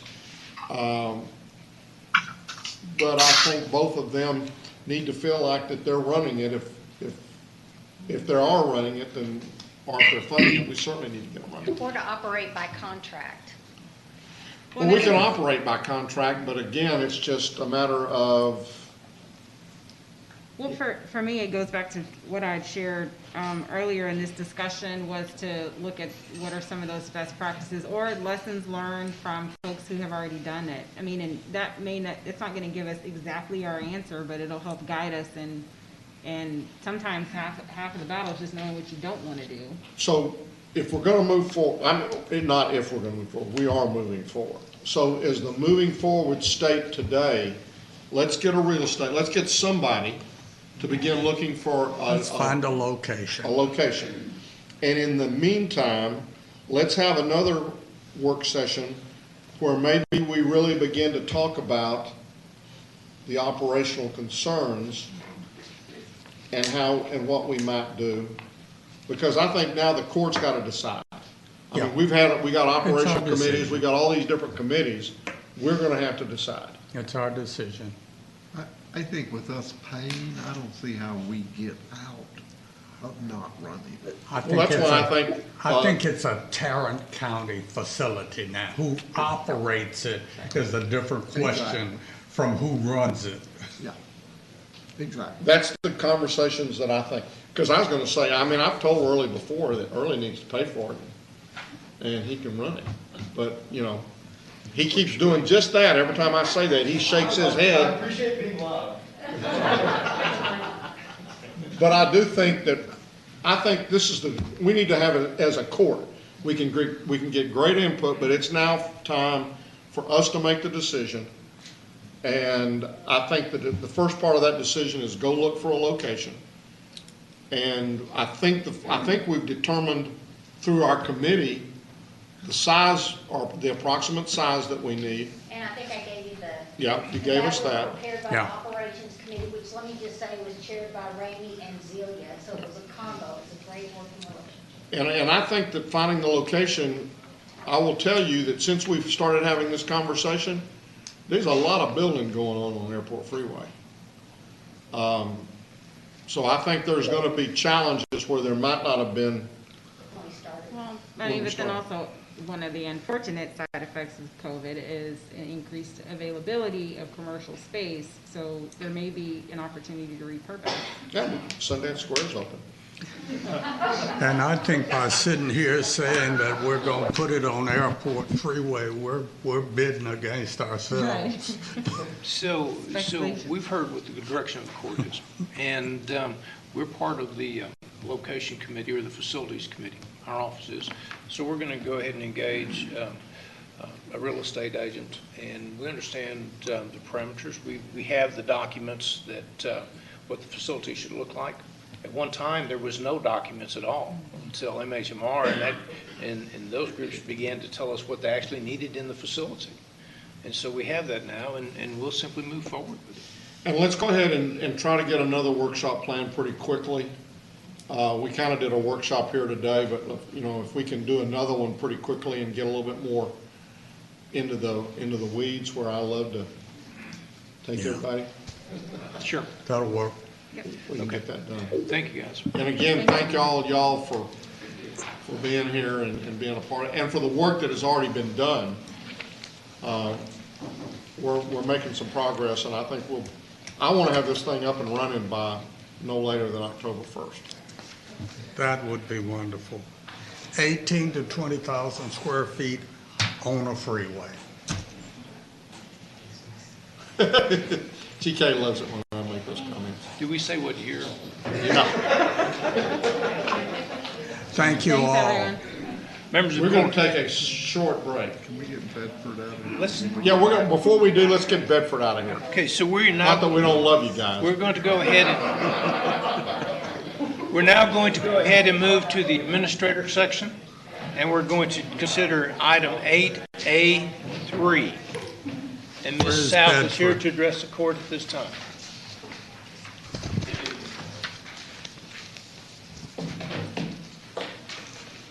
Hello. Oh, I see. Oh, GK, can you have someone to come check on the screen? Sure, absolutely. Ready? Hi, Megan. So I'll be brief. So back in December of 2020, the city of Bedford made a presentation regarding the establishment of a 57-acre tax increment financing reinvestment zone. You might remember that this one was a little different because it consisted of 10 non-contiguous areas called area development zones, or ADZs as they've been coined. These zones are located wholly within Bedford city limits, and they established this TERS to primarily facilitate the development and redevelopment of ADZ number 1 for the Bedford Commons multi-use facility. So this will also include residential, light commercial, retail, and municipal facilities that would eventually provide over $24 million in roadway drainage, water, sewer, and other infrastructure improvements within the zone. And today we have the participation agreement for us to participate in this tax-exempt financing reinvestment zone. The city of Bedford is contributing 75% of their incremental tax revenues to the zone, estimated to total just over $17 million over the life of the zone. And the agreement we have before you today provides for county participation at 50% up to a maximum of just over $4.6 million. The hospital district is not being asked to participate. However, they are going to be seeking participation by the Tarrant County College District. So today we're asking for approval of the resolution and the participation agreement.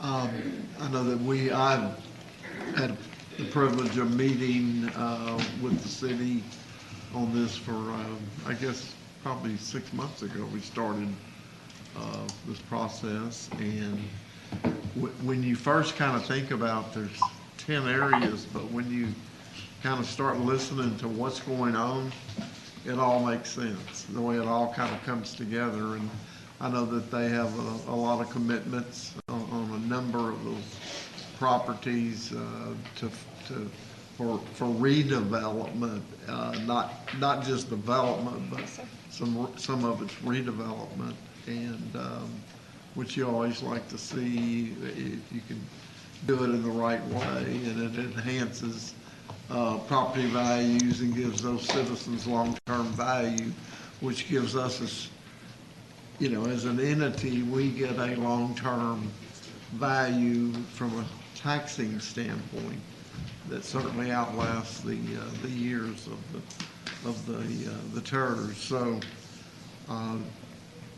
I would, unless there's somebody has any questions, I would certainly move for approval. Second. We have a motion and a second. Any discussion? Please vote. Commissioner Johnson? Yes. Motion passes unanimously. And before we move on, Mayor Boiter is here, and he would just like to say a few comments. You bet. Mayor, come on up.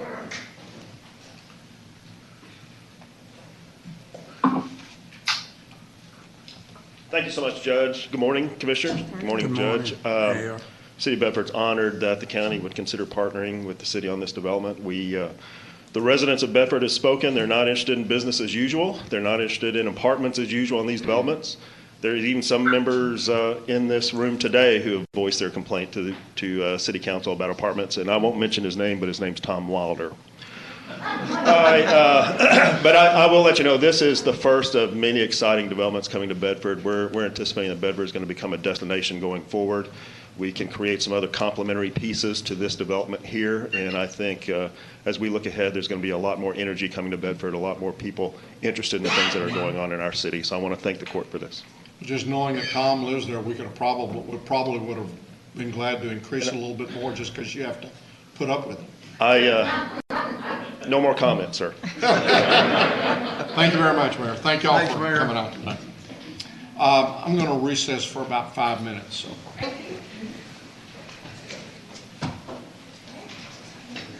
We're getting, they're on their way.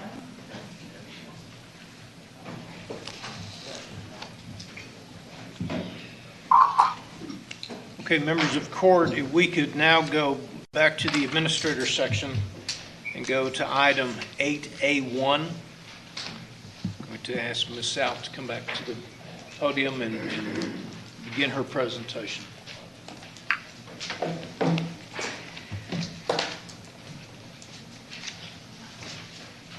Hello again. Hello again. So we'll be fairly brief this week. There's no significant changes to the pillars this week. Next week, Kristen Camarino will update the court in greater detail on the ERAP program, and that will include information on the ERAP 2 funds along with some other program metrics. So next week, we'll have some more detail. Moving right into vaccination updates, maybe. There we go. So this week I want to spend a few minutes and talk mainly about some new vaccination sites. This includes the UNT Health Science Center site that opened last Wednesday at the UTA Physical Education Building. This site is open on Wednesday, Thursday, and Fridays from 9 a.m. to 5 p.m. And since opening last week, that site has vaccinated approximately 993 individuals. So it's got a steady number for every day that it's been open so far. I'm sure that UNT will report a little bit more on that next week. Next, the new drive-through vaccination site that will be operated by Curative will open tomorrow, May 12th in White Settlement in the Splash Days parking lot. That's located at 405 North Las Vegas Trail. This particular site will be open from 11 a.m. to 7 p.m. Wednesday through Friday, and 8 a.m. to 2 p.m. on Saturdays. And lastly, tomorrow, the county will open a vaccination site for downtown workers in the jury selection room, at the Tim Curry Criminal Justice Center. So this site will be open from 11 a.m. to 5 p.m. on Wednesdays and Thursdays. And I know Vinny usually reports on vaccination site schedules and such, but I did want to note that in an effort to reach more individuals, Public Health is trying to extend some of these hours at certain locations, and even includes weekends, Sundays, so we are working to make that more available to other individuals. How are we publicizing all this? I think through social media. I know it's on the website. Vinny, any other? Yes, so there's social media advertising, there's times and locations on our website, and I know for the new locations that are opening, there's been a press release that has been sent out this morning. And so also on, such as the White Settlements location, we've made contact with the cities in the northwestern part of the county, both their city managers' offices and also their emergency management groups, to get the word out as much as possible that if you want a vaccine, to come to this site. And it, as in all of our sites now, it's walk up. We encourage you to register, but you don't need to. But we're trying to do some more in-depth community outreach in that manner, not just social media and signs and issues like that. And I would add, in particular for the UTA location, that that's a priority for the interim president, Dr. Lim, in that partnership to help us get the word out to make sure that folks know about the availability of that site as well as others.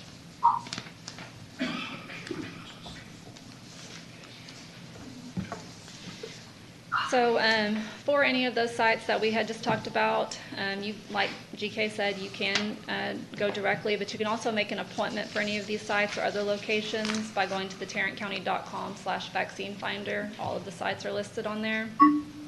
And just as a reminder, there businesses, community groups, churches, and other organizations can go online and request an on-site COVID-19 vaccine clinic by visiting the tarrantcounty.com/COVID shot. And Public Health has had approximately 10 groups request this since they opened it up publicly. So it is out there.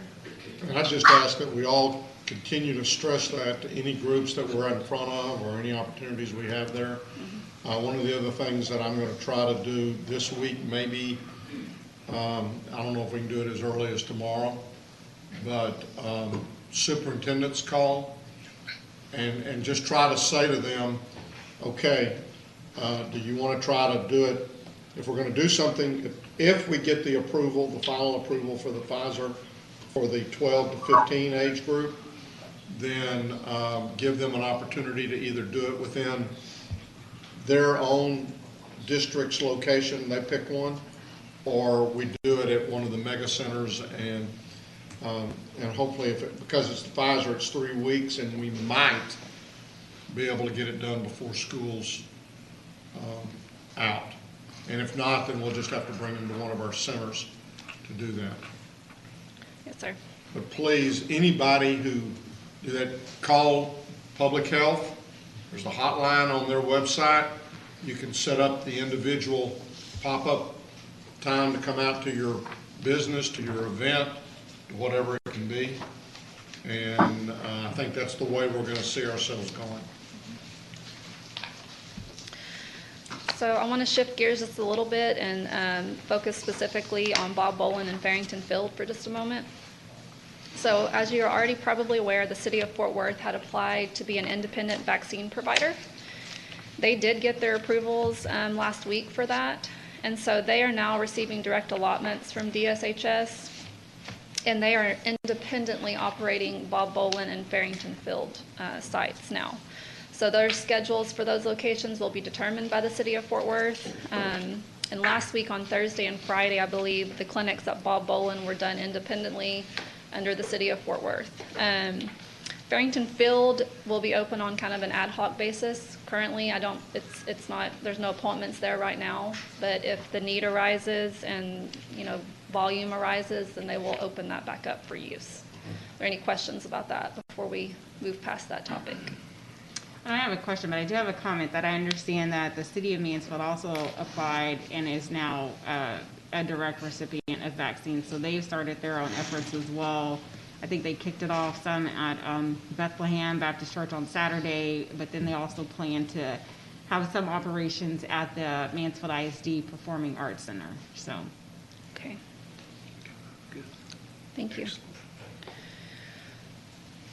So moving on past this update, just briefly touch on the call center data. So unfortunately, the number continues to decline at the call center. So we had a 53.7% decrease over the last couple of weeks, and we will continue to monitor this and bring the data back to you on a week-by-week basis. but they continue to see a significant decrease in call volume over there. And then the last two slides are your grant update and spend update, and there are no significant details to talk about on those. So I'm not going to spend any time unless anyone has any questions on that. Okay, as I indicated a little bit earlier, I think, I've signed the form requesting the first installment of the ARPA money, and expected it will probably arrive maybe sometime next week as a wire transfer. So that will be added to the prospect. And again, I've mentioned a couple of times on our mayor's calls that I'm hopeful that we will be able to pool our money for certain types of services, and that could be the rental assistance, it could be utilities, it could be food, it could be small business grants. So I think there's some opportunities, and what are your plans as far as beginning to ramp up for that? So we have been doing an analysis of the bill, in fact, even up till last night, working on it. What we're going to do, probably sometime by the end of this week, we're going to give you a document that more clearly defines what ARPA can be used for. It very definitely that it has a broader ability, it has ability to more broadly impact some of the things that we talked about here. I want to also remind the court that we have different revenue streams outside of the $400 and some odd million.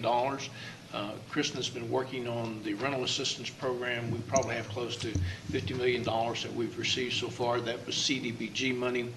I do think that once you get that information, we really need to develop another work session or a workshop to talk about just what we want to do.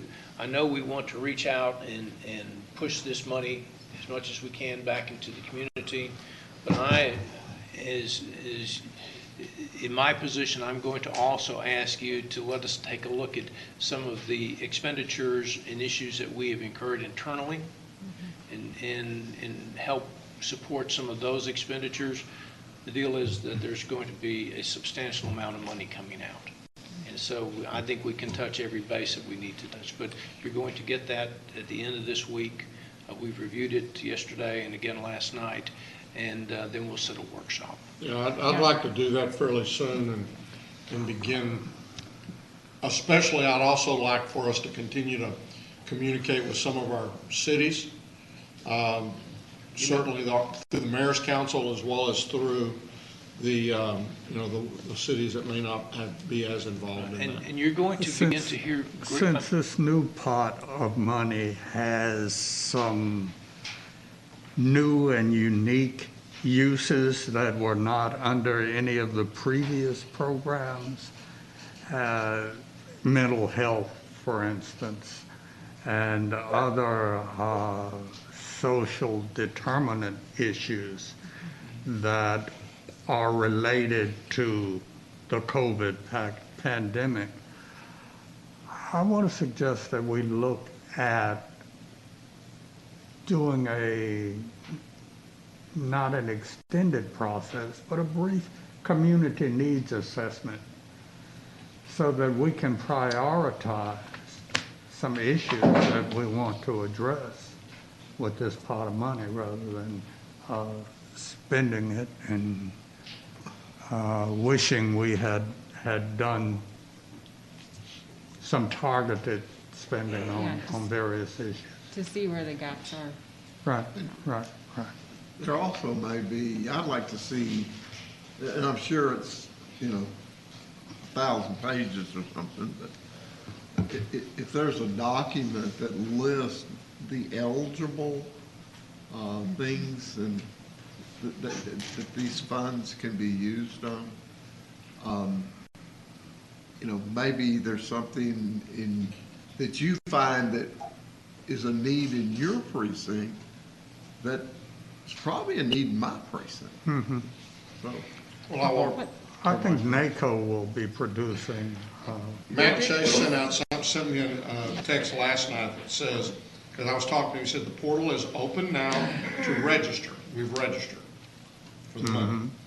Interim final rule is out, 150 pages and frequently asked questions. Okay. And remember, during the CARES, about every week, It changed. they're changed.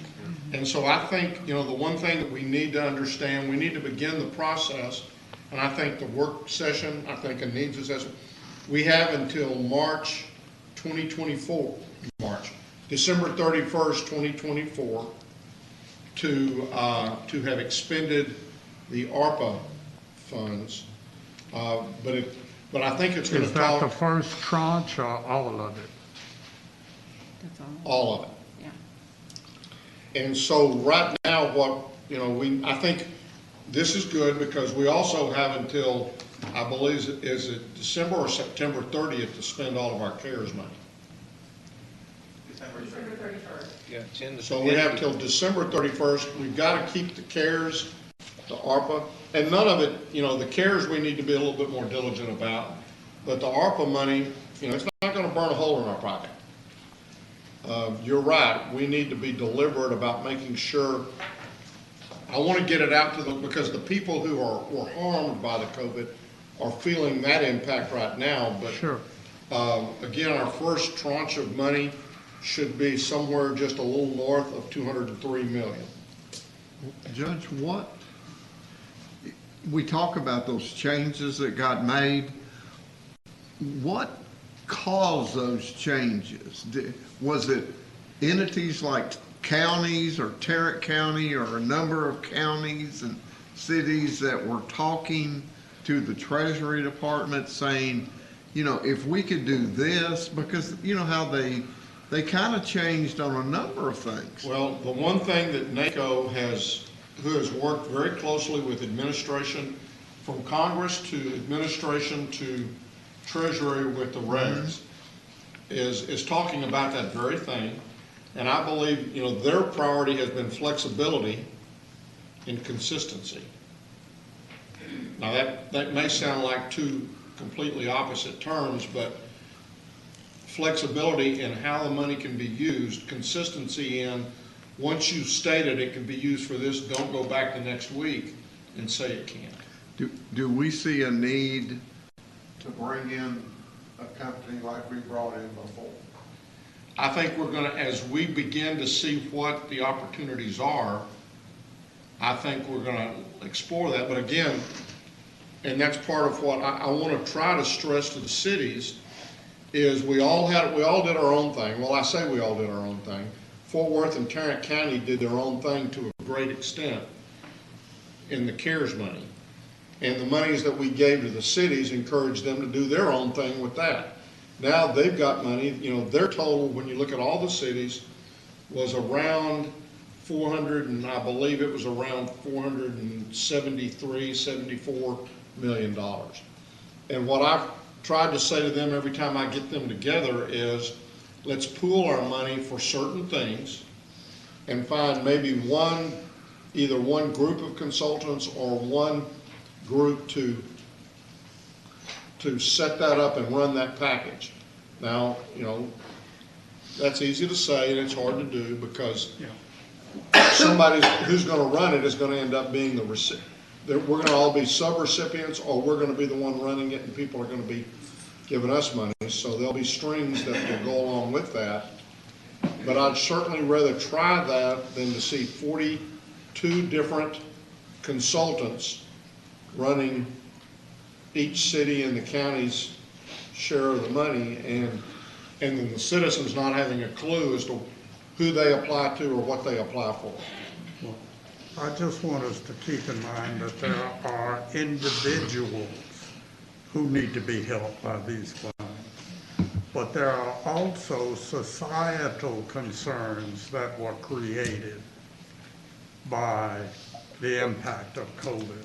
And we need to be able to address those overarching issues as well as assist individuals.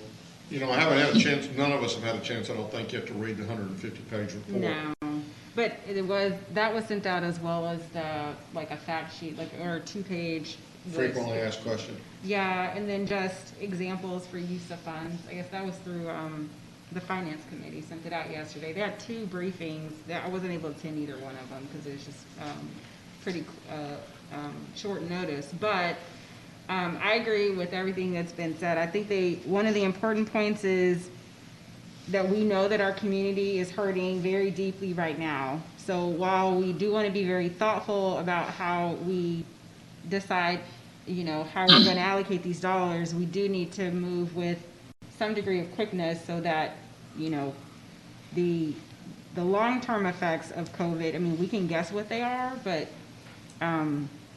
we're going to be dealing with this for a very long time. And so the quicker that we're able to get these resources out to the community, that will hopefully lessen the Rental short-term assistance, and the yes. long-term impact. Exactly. I think the rental assistance, I think the utility assistance, small business, I mean, our child care facilities got just decimated through this, and we don't have the child care facilities that we need. So, going back into small business grants and helping these businesses that went out of business get back into business. So I agree with what you're saying. Again, we got a lot. Yeah, so let us help you. There have been some of us that have gone through the 151 pages, okay? And we've boiled that down to about 4 or 5 different pages of just facts that we'll get for you guys this week. At the conclusion, and once you all approve the claims register today, just on the ARPA funds, actually the funds that we're running through housing, we will have issued $650,000 worth of rental assistance in 5 weeks. But that's CARES funds, that's not ARPA funds. That is not CARES funds. That is the other tranche of money that we're seeing. And that's why we keep saying we have to make sure that we don't just focus on our 400, because we have almost $50 million in housing that came out of ARPA. And there's small business, SBA has already opened up their portals. Any type of revenue loss that any business experience, up to $10 million. If they can prove that it was caused by the COVID, then SBA is going to, it's not a loan, it's a grant. They're simply going to give. So there are a bunch of different things. We need to bring this in and make sure that you all know everything. And then you all can make some decisions. So let's get the work session set up much quicker than what, let's get it done, because I want to be aware. We are. If we start using the ARPA funds, and it sounds like we're starting today, then I'd like to know that we're doing that. Well, we've been using, the ARPA funds came down, it's not the 400,000. I don't think it's ARPA, I think it's CARES. Actually, it's in ARPA, but it's run through CDBG. And that's because Are we not talking about the emergency rental assistance program? The ERA. Okay. So. Emergency rental assistance. Yep, that's what I just said. So that's what we've reported back to the court on that a couple of times. Yes. Kristen is going to go ahead and make a significant presentation next week to you all on that. But we'll get all that information to you, and we'll set up this thing as quickly as possible. So there are 2 points that for this work session that I want to be sure that we talk about, mainly from the small business front. What I've heard from business owners, chamber of commerce leaders in my precinct is, what about the business owners who maybe they own a retail development and they were not, because of their type of business, they weren't eligible for PPP or for our small business assistance grant, but their ability to keep their entire retail development open, right, is very much predicated on a business owner who leases from them to be able to pay their lease. And so that's a huge issue. Second, and this is not a brand new issue, but is the access and the assistance for business owners, particularly those that are non-English speaking. So as much work as we did with our small business assistance grant program prior to, we made a lot of headway, but that is still a tremendous need. And so we're going to need to make sure that for this next set of programming, not just for small businesses, but across the board, that those resources are available, the assistance is there to help non-English speaking business owners and others to access those resources. Understand. And I agree particularly with that and with the small business. Our speaker this morning at our seminar was someone from the U.S. Chamber of Commerce, and they had, and I talked with them a little bit afterwards. They were thinking primarily of the, the stuff coming down from the federal government. His eyes lit up when he realized that, the federal government had to be, you had to be able to show a 20% or greater loss to be able to qualify. And when I said we were looking at any and all, his eyes really lit up. But I will also tell you that I believe that those funds are the ones that we should really be looking to the cities to do match grants with and encourage them to be participating. If we're going to put up $10 million in Arlington ought to be at least matching the $10 million, because they've got a lot of money coming. They got $134 million, I think, out of the process. So those are where we really need to encourage our cities to participate with us and not making it more confusing. So leverage is always good. Yeah. And so when we do the work session, to some extent, we may want to at least make the cities aware that we're looking at this kind of stuff, and hopefully we're having conversations with the city managers to also do that. It's going to take more than one work session. Well, it did the first time. It took quite a few. I mean, you do a higher one, then you go down. Thank you, Gika. Thank you. Thank you, Megan. So at this point now, we're going to ask Mr. Tanasia to come forward and make his presentation. Good afternoon. Good afternoon. How are you, Benny? Good. So back here with the update on our COVID-19 situation. So overall, we're in pretty good shape. Happy to report that we're adding only 98 reports of new cases this morning and 0 deaths after a long time. Yeah, I'll take these days where there's 0 deaths. That's excellent. So that's excellent news. And as you can see, the trauma service area is again all back in green. I think Ellis County might have a little bit of a uptick in activity in hospitalizations. Even Tarrant has seen a little bit of a upsurge over the last couple of weeks. I think we went from a low of about 130 to 152 to 179 in the hospital. But on a percentage basis, we've gone from 2.58% to 4.07. So we're still kind of in a flat-ish trend, if you will. That's the only real indicator that has gone up, per se. Overall, we've remained in a sort of a flat pattern for the last 6 to 8 weeks. 53 people in the hospital ICU, that's gone up a little bit. I think we were down to 11%, so that's now up to 14%. But overall, things are good. Everything in the trauma service area E is stable, flatlined. So those are good things to have right now. I mean, I wish we were going lower, but I'll take this for now. And then let's see. As you can see on the charts, again, flatlining for the last several weeks. So we've flattened the curve, and now the idea is to keep pushing it down so we can get back to normal. The spread remains below 1 for the virus, so that's good news. We're still slowing down in terms of virus spread. And then here's all the other trend indicators. Positivity rate, one of our most resistant to go down, but we're back down to 5% level, which has been a pandemic low. So we'll take that. I hope we break through that, because that's really when we start to see the benefit of just trying to get out of all of this. On the COVID-like illness, we've flatlined also. Flu, for some reason, has picked up a little bit, about 3% on the influenza-like illness late in the season. It's influenza-like illness, so it's not necessarily diagnostic. It's what they present with in the hospital ER. We'll keep an eye out on that, but that does happen. There's something called viral interference that can, cause some issues, late surge in certain illnesses. But otherwise, things are looking okay. From a COVID standpoint, we're in good shape. Here's a U.S. trend. As you can see, after a little uptick, we're slowing back down. The recent surge that we saw as a nation was a little bit higher than what we saw in July. So that was a little concerning, that could we turn back around into a peak? There were states that were lit up quite a bit. Michigan was a good example that we've discussed a few times. But everything's sort of starting to trend back down. Midwest is coming down. Michigan, Minnesota, Illinois are all slowing down. Vaccination rates have improved, so things are going in the right direction here. So what should we continue to do? Well, one, get vaccinated. It's available in ample supply everywhere. But again, continue to wear a mask. Last week I presented some guidance on when you're vaccinated, what can you do versus when you're not vaccinated. So certainly look those up. There are things that vaccinated people can do back to normal.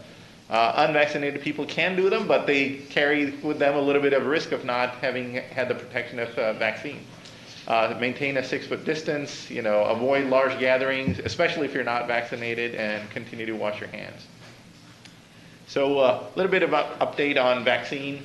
The FDA did issue an emergency use authorization yesterday for Pfizer vaccine and now has approved the 12 to 15-year-old age group. So now anybody 12 and up can get the Pfizer vaccine. The only last hurdle that remains is the ACIP meeting, which is the Advisory Committee on Immunization Practices. That's the committee that advises CDC, and then CDC finally opens it up. That meeting is tomorrow. We'll see what the discussion is. I don't really expect a whole lot of changes, but they do discuss some details on the series and the dosage and all those type of things, which we expect is going to be the same. 2-dose vaccine at the current dose for this age group. But we'll find out tomorrow if there's any changes. DSHS, when you say you don't expect any changes, does that mean you expect them to go ahead and go with the FDA and approve the 12 to 15? That's the scuttlebutt right now, that we don't really see any major challenges. The data that was presented, of course, this is the expert body that has to weigh in. But the data that was presented looked very good. They did a study on this age group. Everything was similar to what we found in the adults, so there was really no surprises in there. DSHS did send out an update yesterday after there was some confusion. A lot of people calling, hey, FDA approved, when can I get my child vaccinated? And so the state issued a statewide memo to all the providers that wait till the ACIP meeting is done. And after that, they'll send an email. We expect to be ready right after. So that's where we are with the vaccine. But from a readiness standpoint, we have the vaccine. We're ready to go. It's just a matter of getting through this meeting tomorrow. So here's an update. You heard Megan talk about some of the changes and details, but we heard you loud and clear that you want to make sure there's ample access, not just that the vaccine is available, that there are enough hours and times available for people to avail of that opportunity. So we adjusted some of the hours. At Resource Connection, for example, we're now open almost 6 days, 5.5 days. And then Mondays and Thursdays are late days. They open 11 to 8 p.m. To try to give more opportunity in the evenings for people to come back after work and get vaccinated. And also we're open on Sunday about a half a day, 12 to 4 p.m.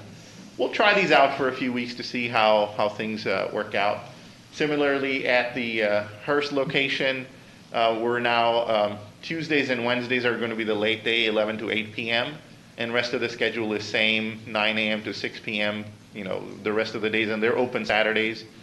So between the two sites, we have 7 days of coverage for vaccine availability.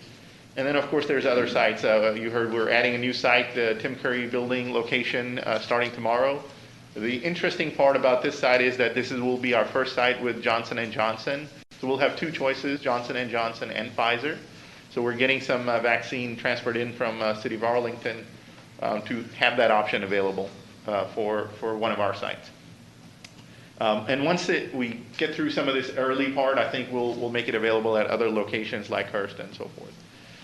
And you heard about the new site opening with Curative. That's starting to open tomorrow. They'll have Pfizer available at that location, and we'll be able to do 12 to 15-year-old when that is ready to go as well. And then you heard about the changes with Bob Bolin and Farrington. So that's all the updates on the vaccine clinic schedule. But again, the idea is we have ample vaccine. It's walk-in. There's not a big wait list of any kind. Even with this new category opening, we're not expecting a big wait list. People are calling. They are registering their children, but it's not a huge wait list. I think we're going to be able to clear that off in a day at the most. So if you want to not wait in line, pre-register, fill out your information, and then come on in and get a vaccine, or you can do that on site. Both options are available. And then quick update on the total numbers. We're at 1.2 million doses delivered in the county overall, and about 28% of the county, or 578,000 people, have had at least one dose, and 438,000 people, or 21% of the county, is fully vaccinated. And as you can see, the colors are getting deepened in certain parts of the county, and there are some areas still lagging behind, so the work is still there. But interest has faded off, and that's one thing I want to use this opportunity to remind the public. When the cases are low, now is the time, to come out and get vaccinated so that we keep it low. Otherwise, we give enough opportunity for the virus to circulate, and we don't want that. We want to make sure people are protected. And then here's all the sign-up efforts. Things are improving. Efforts are paying off. I've heard from a variety of partners that have started on foot canvassing of neighborhoods, trying to get people encouraged to get signed up and get vaccinated. So that's working as well. And then here's all the race, ethnicity, and other data on where the vaccine is going. Slow improvements on numbers, but there are improvements on every aspect of it. So that's good news. And then here's the final slide with the updated data summary from what's happening within our database, because the dashboard presents the picture for the entire county. Most of that data comes from DSHS with all the providers. This is just us through our registry and a couple of network providers like Arlington and a few others. So that's all I have. Any questions? Vinny, will you repeat where J&J is going to be again? Yes. So within the public health clinics, we're starting tomorrow at the Tim Curry building. We'll have two choices, Pfizer and Johnson & Johnson. But once we get through the initial 3 days, we do want to make it available in phases, starting at first and then Resource Connection. But we want to kind of see. People were hesitant, so was staff, because this is the first time we're using it, so they want to make sure that everything's good and we're trying. But overall, the vaccine's good. I mean, Arlington has had plenty of experience with the vaccine, so we're going to quickly try to get it through our clinics and have it available as a choice. Okay. And then I imagine after tomorrow's meeting and whatever guidance that we receive from the state, there are going to be a ton of parents with questions about how to get their children vaccinated, or questions just to educate themselves in preparation for making that decision. So does your department already have something prepared in terms of frequently asked questions, or we can expect that pretty soon? Yes, so we're already answering a lot of those questions on our social media or through the hotline. The simple, 2-minute summary is that, they can certainly call the hotline, and you can go online if you want to book an appointment, or you can come to one of our clinics. We will post on social media and advertise when we're ready. I expect us to be ready Thursday, because if the meeting's tomorrow, we'll be ready Thursday. And then you can come anytime to any of our clinics. If you prefer later hours because the kids are in school, that's why we're open late at certain sites and open on the weekend at Hearst and Resource Connection. Use that opportunity. There are different partner providers we're working with. Cook Children's is a good example. They're ready. They know that this age group is going to be coming. We've been talking to a lot of pediatricians. In fact, the state sent out an email encouraging more than 3,000 pediatricians now to make sure that they are ready to vaccinate kids. Also, we've been talking to some school partners. I know one of the meetings the judge attends on Monday mornings, Arlington ISD had asked for our help. We had a good conversation, got the city of Arlington involved. They're actually holding a vaccination day at the ISD on May 17th, which is, I believe, sometime this week. Next Monday. Yeah. So, and Arlington ISD is actually providing transportation from individual schools to a centralized location. So the parent and the kids can ride on the bus, get to the vaccination site at one of the Arlington ISD locations, then be bused back. And if the timing doesn't work out where they're still in school, the ISD is still offering transportation and all those services to bring the children back and the parents back. But there are other choices now, right? So we have our sites open. If the parents don't want to go back to school, that's fine. They can come to our clinics. You can go to a pediatrician. You can go to a pharmacy. All of those options are now available. quite a striking difference from like 3 weeks ago. We were short on vaccine, and now there's a lot of vaccine everywhere. So things are really looking good. We just need the public to continue the momentum and get vaccinated.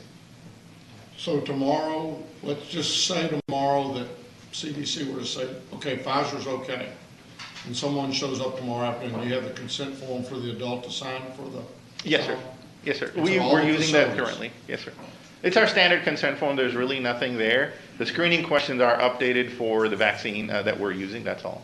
I just want to be sure that if they show up tomorrow afternoon, or whenever they do it, that we've got the forms there and we're not going to have to sign. Yes, the forms are there, and we use them throughout our clinics all the time. Yes, And it's in different languages. yes, sir. It is available in multiple languages. Thank you. Thank you. Thank you, Vinny. So, Your Honor, we have 3 participants, audience participation forms. We have one individual that wanted to speak on 2 different topics. That's why you have 4 sheets in front of you. Okay, we're going to start off with Blanca Martinez, followed by Robert Bucher, followed by Joanna Cardozo.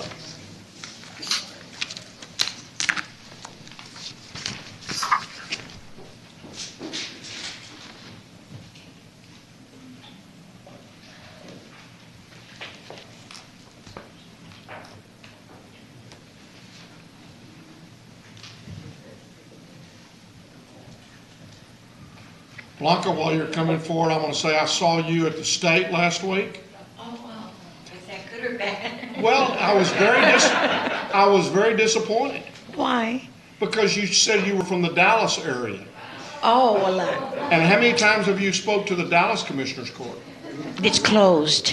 Oh, it's closed, so you can't speak to the That's Dallas why Commissioners but I always make mention of that, sir, how blessed I am and we are that you kept this court open and allowed the public to come and voice their complaints, whatever.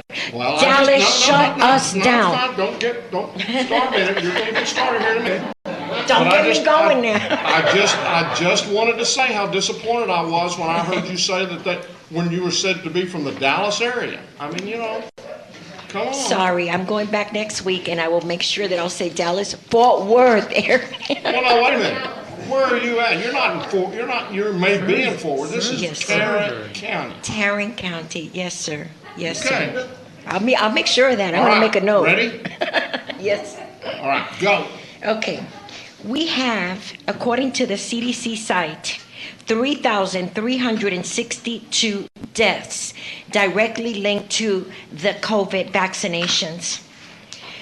From COVID itself, according to the CDC site, from COVID, the so-called pandemic, 1,373 deaths. And that is very minimal. The numbers may be extremely higher in the CDC reporting because they will only report when the death is directly linked.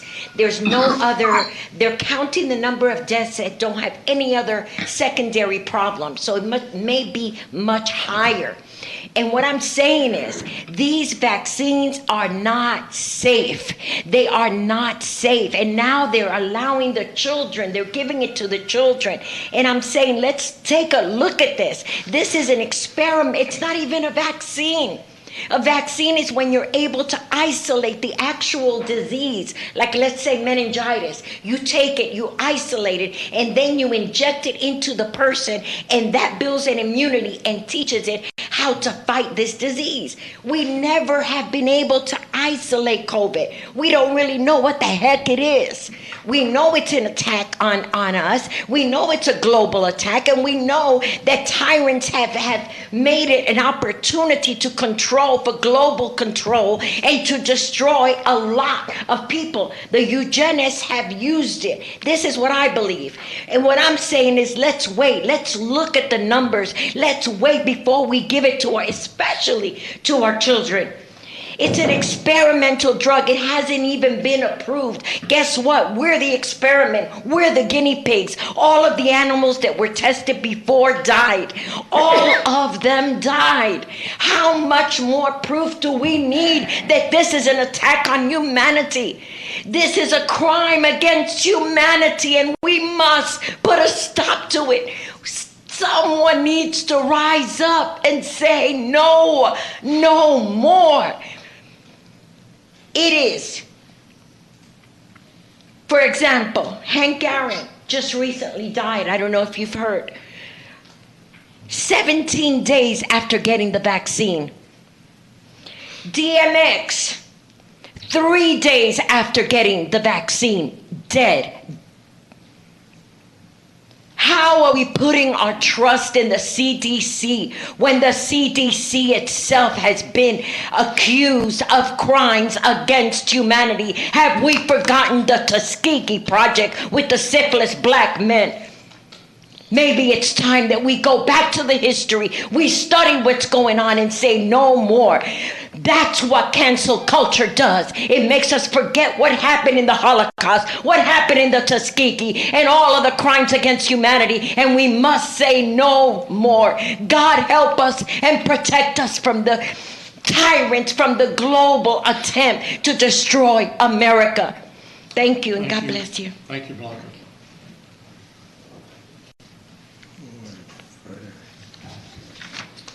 Robert Bucher.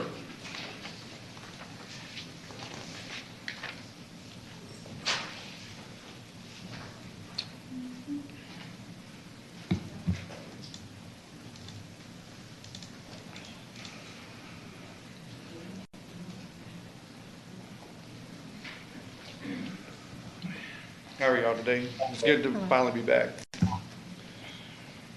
So I want to kind of speak a little bit on, before I do that, I want to applaud y'all on the hard work that y'all are doing for the, working on mental illness and how to work through that. I really want to applaud y'all on that, because that's, as a person that has a degree in that, it really did my heart good to see, try to push them in the right direction instead of keep, getting the recidivism and going around in a circle. So for all y'all's hard work, I want to applaud y'all on that. Now, I want to get to speaking about the vaccine. As we know, it's only emergency approved, and so there's no bounds to it. It's just like, hey, let's get it, let's see what happens. And a lot more people are getting sick and having adverse effects than are good. Some people are going to fare out better than others. That's the nature of the business, and we all understand that. Sometimes it's a hit or miss, but more often than not, it's a miss. I'd rather it be vetted properly before we even think about giving it to the kids. I mean, that's just something I can't get behind. I can't get behind giving a 12 to 15-year-old and just all of a sudden they pass out and die and whatever comes along with them. I'm really urging y'all to look a lot more closely at the science, or lack thereof, to be honest with you, from my perspective, but that's just my opinion. But just do a little bit more research than just listen to one person talk, and take everybody and what they say into accord to say, wait a minute, something's not right here. If, we got people like Hank Aaron, even though he was of age, did pass away, and DMX, which he kind of is of age, passed away, as Blanca said. We really got to look a little bit more deeper, into what's really going on, because it's not working. It's not. I mean, if we're still having ticks here and there, and we're at a flat line, maybe that's our baseline. I've said that before, that I know when I go to take my son to his cardiologist, he's at his baseline. This is his line right here. This is where we got to work with, and we can't go above or below it. This is where we have to operate in. And so, that's probably where we're at right now. And this is where I think we need to start saying, okay, we need to start backing off the mask policies, and we'd be able to gather in large crowds. Because I've been around large crowds and fared out just fine. Been doing just perfectly. And I'm not saying that, like I said, I'm different. Everybody's got different, autonomies. But I just think we need to start taking a look and getting back to normal so we can get these businesses built back up, because right now, like you've even said, and some of y'all said, they're hurting. They're still hurting now and trying to climb back up, and that's going to be impossible moving forward. So I just want to thank y'all for my time. Thank you, Mr. Bucher. Have a good day. Joanne Cordoza.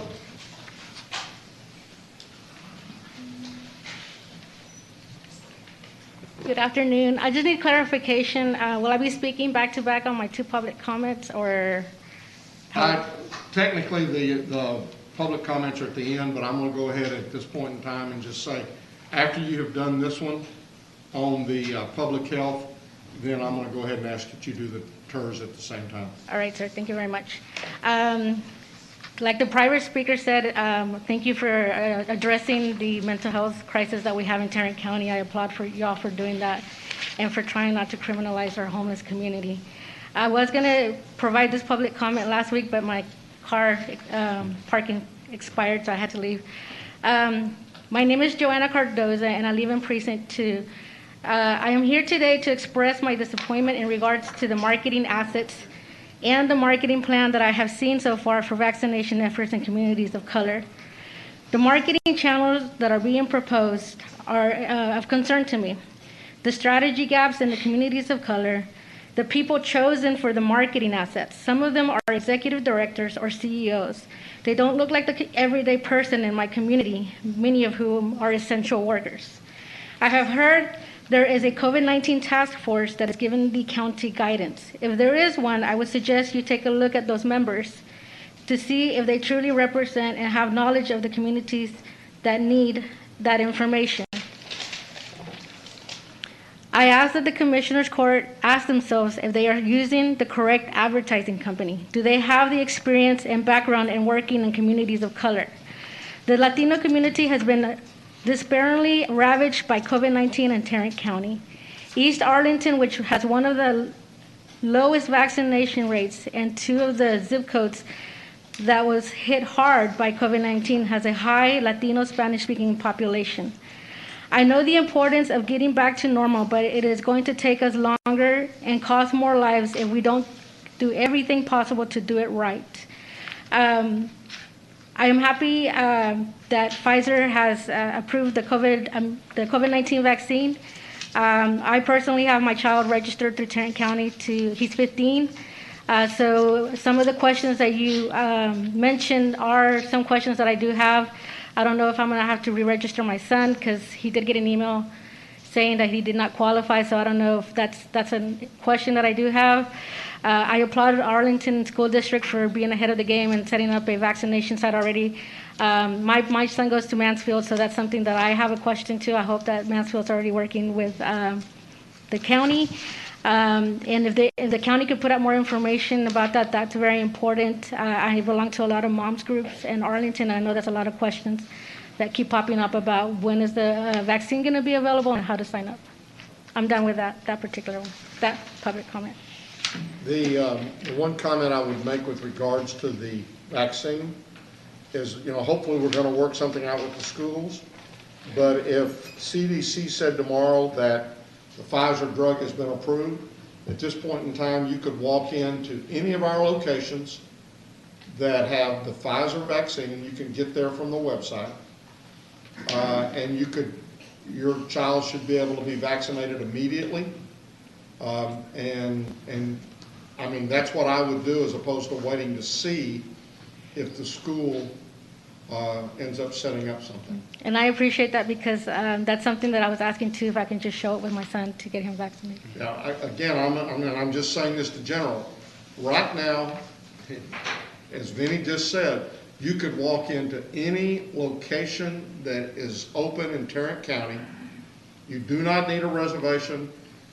Yes, if you register before you get there, you may not have to stand in line, but you can go there and you can get the vaccine the same day. And the lines are not long.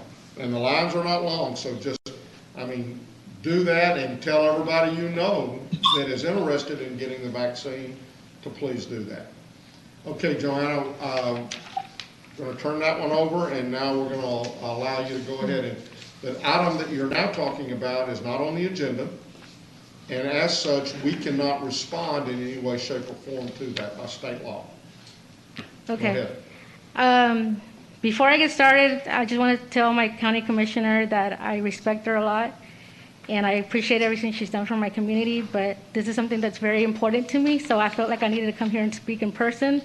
I gave this same public comment to Arlington City Council, and I do want to say that none of them, not one single one of them, addressed the lack of access from my community to be a part of the process.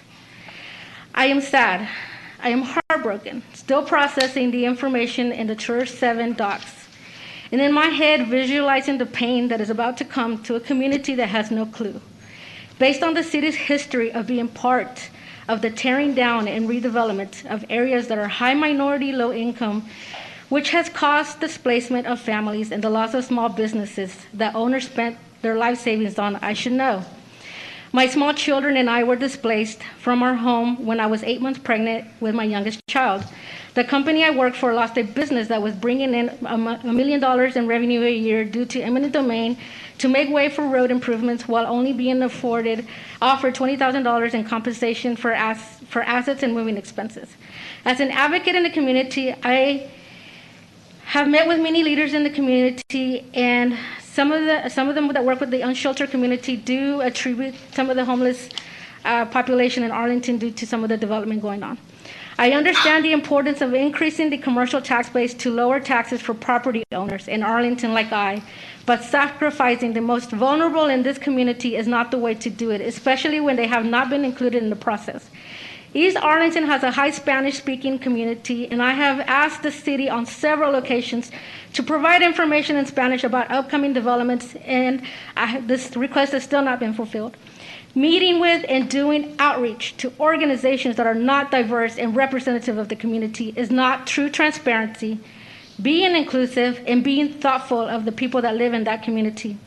I am sorry that the community that raised me is not to your liking. It does not look like Veridian. The community does not have money like Southlake, but the people that live there are very hardworking people. I'm just going to fast forward to some comments that I have. We are in a housing crisis in the city of Arlington and in Tarrant County in general. Most of the map on Tier 7 includes a lot of the workforce housing that's available in that area, and I know it's going to cause displacement.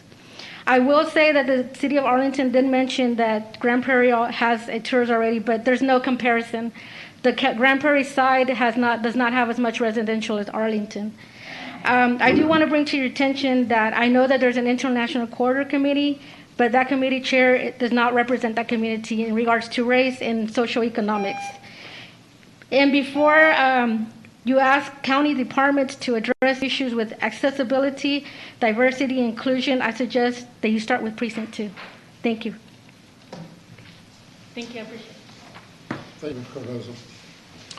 Okay, members of court, we can now go to item number 2 under the administrator section. South is here to address the court.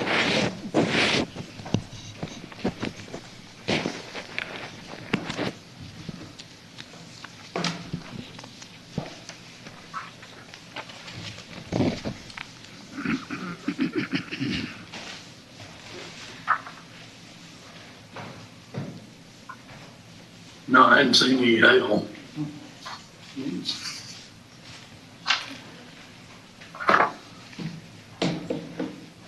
Good afternoon.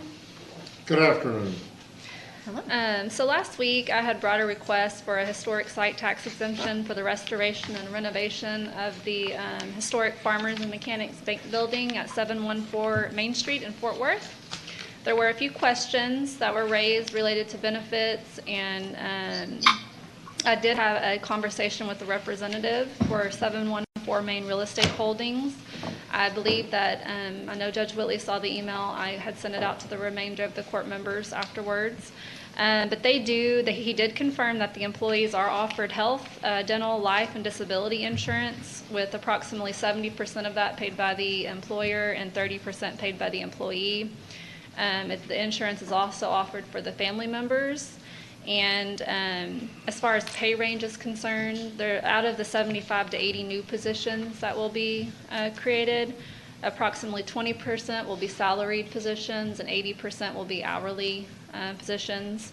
And the salary can range up to about $170,000, with the hourly ranging, the highest being about $21 an hour. So at this time, we're requesting that the Commissioners Court find the Farmers and Mechanics Bank building at 714 Main in Fort Worth to be historically significant and approve the tax exemption agreement. Move approval. Second. We have a motion and a second. Any discussion? Megan, thank you for giving that information. You're welcome. Please vote. Commissioner Johnson? Yes. Motion passes unanimously. Thank you. So members of the court, we can now go to item number 11 under the administrator section. This is the one we pulled off for consent. This is the one which requests a finding and authorization to pay expenses.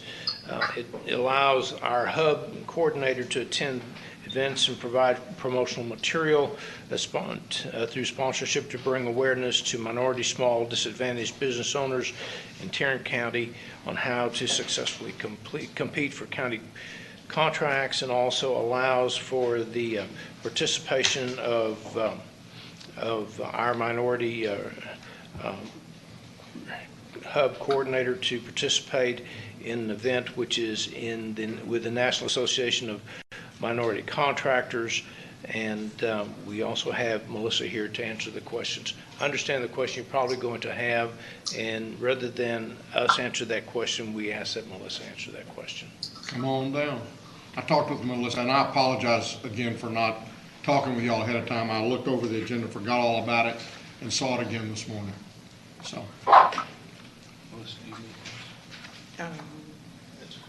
And what it centers around is, I think we're sponsoring a golf hole, and using general revenue, and I just questioned, and I think, Melissa, you'd indicated during the break that there might have been some other instances where we were sponsoring certain things. Yes, we've sponsored a Juneteenth event for the Arlington Black Chambers, and normally we have. What kind of an event? I mean, what was that event? Was it a table? Was it? No, that was a sponsorship in the directory. So it was an ad in the directory, and I'm sure it involved announcements throughout the event. We usually have a pretty significant annual luncheon at Little Black Park, I believe. I mean, I didn't have anything to do with that, but it is generally one of their annual events. And again, my question is that I hate to see us, and I just missed those in the past, but I guess I just hate to see us with general revenue money get into this sponsorship type role. Typically, we do that with our campaign funds, or or we have, we can put together other economic stuff, but to run it through and do it with just general tax revenue was not something that I realized that we'd been doing in the past.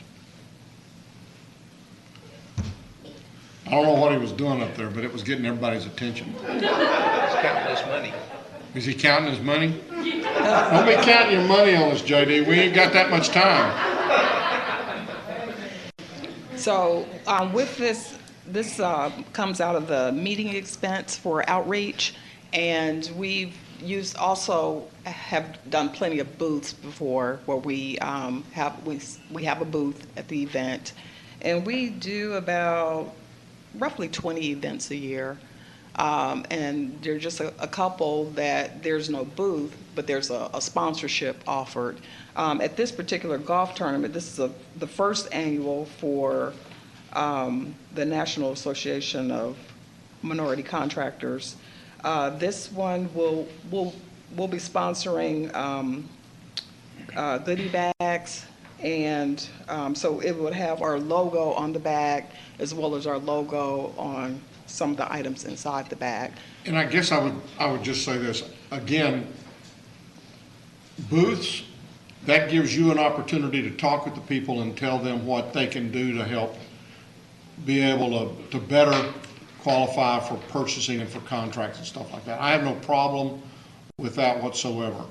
But when we're just doing sponsorships, that's just something that I would rather see us do some other way, as opposed to doing it through our general revenue standpoint. That's just one's opinion, but that's kind of where I'm at on that. So do you have a table there also? Not at this one. I mean, for me, it's booth, because at the booth, you've got people there, and it allows you to talk about how to access county services. Yes, and part of our logo is also the contact information, how to reach out to us. It lists our website. It lists Teresa's contact information of how to contact her directly. And I understand that, yeah. and I have sponsored things through the campaign deal, and, you know, I've watched people get those plastic bags and take the stuff inside and throw it away pretty quickly. So that's, you know, that was just Understood. That's my reason for not necessarily feeling like that's the place we ought to be doing it. Teresa will be there and will be a participant in the event. Yes. She will be available for disseminating information to participants. Yes, she is. Is she participating by playing golf, or is she participating by? No, she's not playing golf. Okay. I think this is a gray area. I don't have a big problem with it. For the sake of argument, I'll move approval. Second. We have a motion and a second. Any further discussion? Please vote. Commissioner Johnson? Yes. Motion passes 4-1.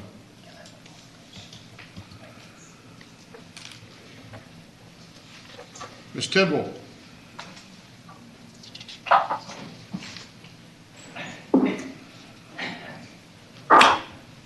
We have 3 items we're asking the court to consider this morning. The first is to receive and file the quarterly investment report for the period ended December 31st, 2020. So moved. Second. We have a motion and a second. Any discussion? Please vote. Commissioner Johnson? Yes. Motion passes unanimously. Next, we're asking the court to receive and file the auditor's report related to the review of certain ad valorem tax refunds, and you have the tax office's response attached.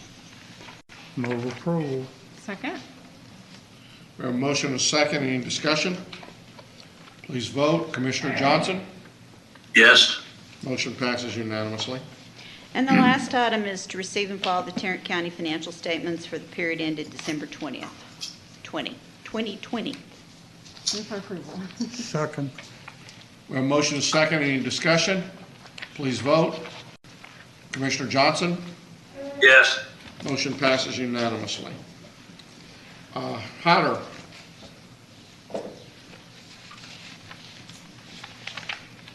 Good afternoon. Good afternoon. We're asking the court today to canvass the results of the special election held on May 1st, 2020 for the Congressional District 6. This is in accordance to section... You said 2020, 67. you mean 2021. 2021, did I say 20-something? Sorry about that. May 1st, 2021. Move for approval. Second. We have a motion and a second. Any discussion? Please vote. Commissioner Johnson?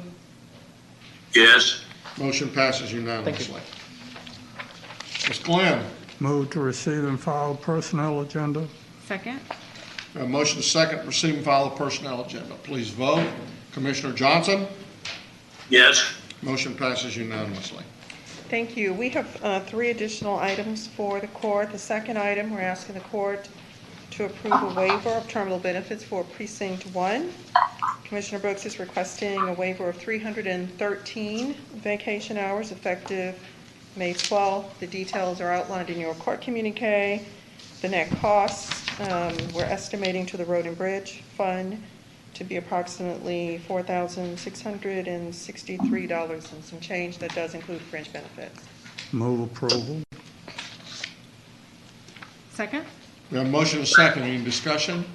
Please vote. Commissioner Johnson? Yes. Motion passes unanimously. Our next item, we're asking the court to approve a change to the table of organization for Precinct 3. Commissioner Fickus is requesting the addition of a community outreach coordinator effective July 1st. We're estimating the cost to the Road and Bridge Fund to be approximately $158,580 and some change. That does include fringe benefits. Move for approval. Second. We have a motion and a second. So this is actually adding a position? No. That's what I didn't think, and so Well, I was trying to figure out why it's- it's costing us 158. We will be adding I believe, a part-time person. That's not what this request is for the addition of a community outreach coordinator, which is a full-time position. This is Teresa. Right, and that's what I understood. Removing her from her current position. To community. To community outreach. I'm not replacing her position at this time. So you're leaving the position blank. And that's what I thought that's what I had understood. Is that your understanding? I've not been involved in those discussions, Commissioner. I'm familiar We're with not this. we're not replacing the position that she's moving out of at this time. Okay. So you're going to still leave that, you're going to still keep, because that's what I had thought. I thought you were going to take that position and exchange it for a community liaison position. She's moving to community liaison or community outreach. Outreach. In the grand scheme of things, we're going to be interviewing for a part-time person. That is a position we already have. And, okay. And then we're going to make a decision, hopefully at the end of the summer, during the budget time, if we're going to continue with that person. Okay. And the road, it's coming out of Road and Bridge because the commissioners, all of their budget is in Road and Bridge. Yes. Well, I don't know about all, but. That's correct. This position is. It all is, I think. Yes, it is. If Mr. Mania says so, then that's accurate. Okay.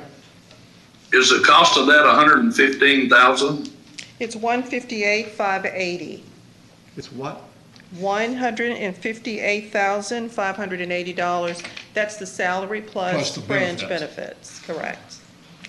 And so the reason it's that amount is because it's showing as, what it's doing is it's creating a brand new position, even though you're leaving the other position open. Right.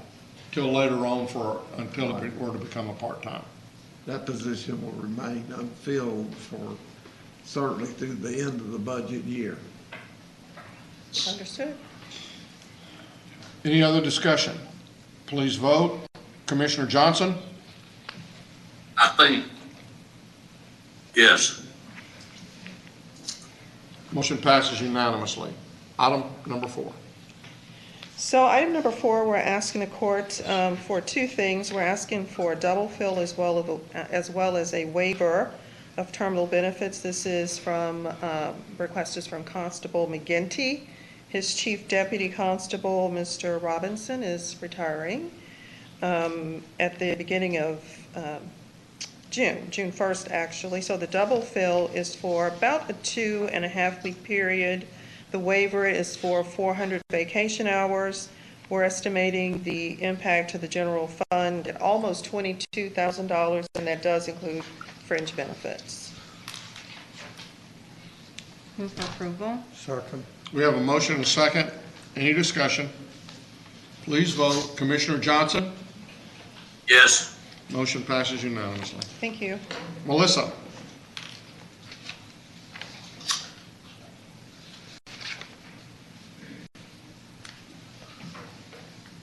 Handcuffs. Good afternoon. We have one item for your consideration.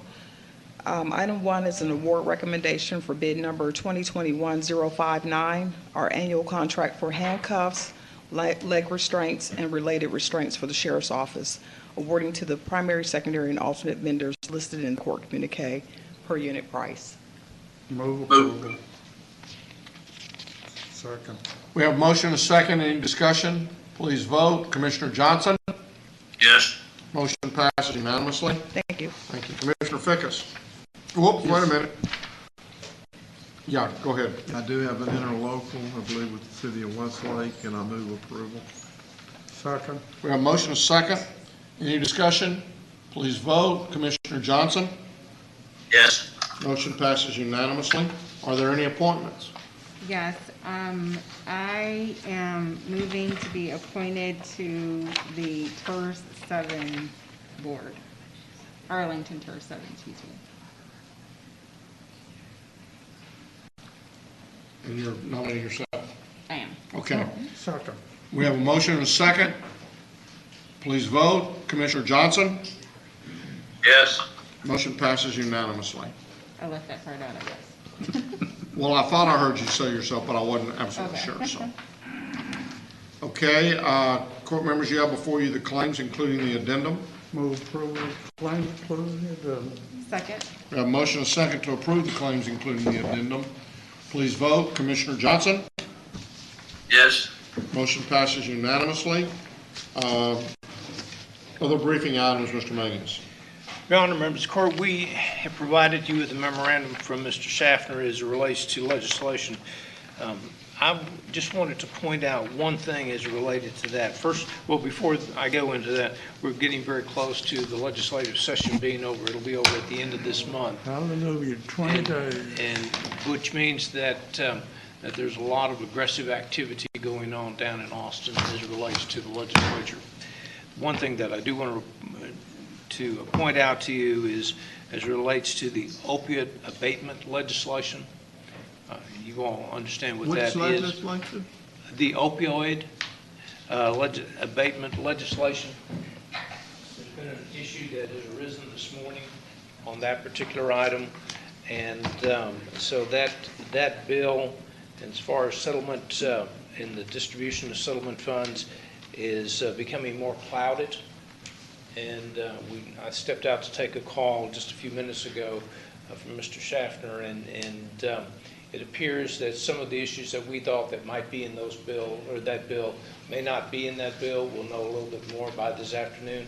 I'll be able to tell you that, but as I said, it's very clouded right now, and there's some real issues now that have jumped up on that particular bill. So what we'll try to do is sometime late this afternoon, first thing in the morning, get you what those issues are.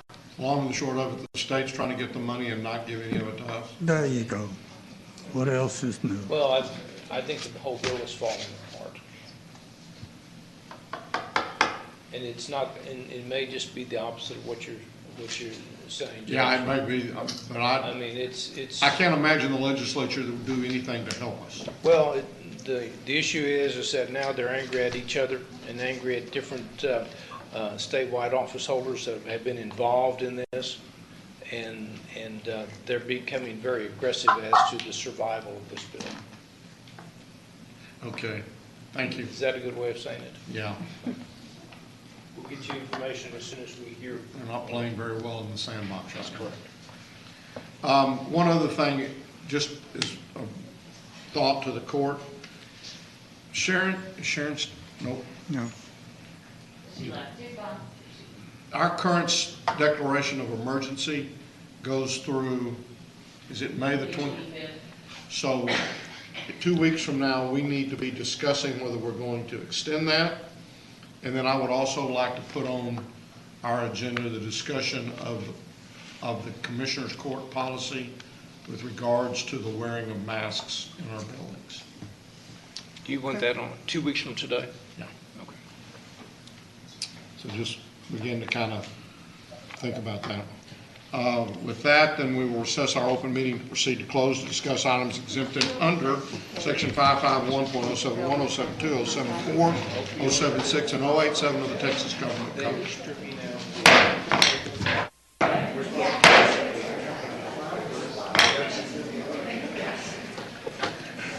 Thank you all for coming in and for what we're about to begin. And let me start by thanking all of y'all for agreeing to serve on this committee.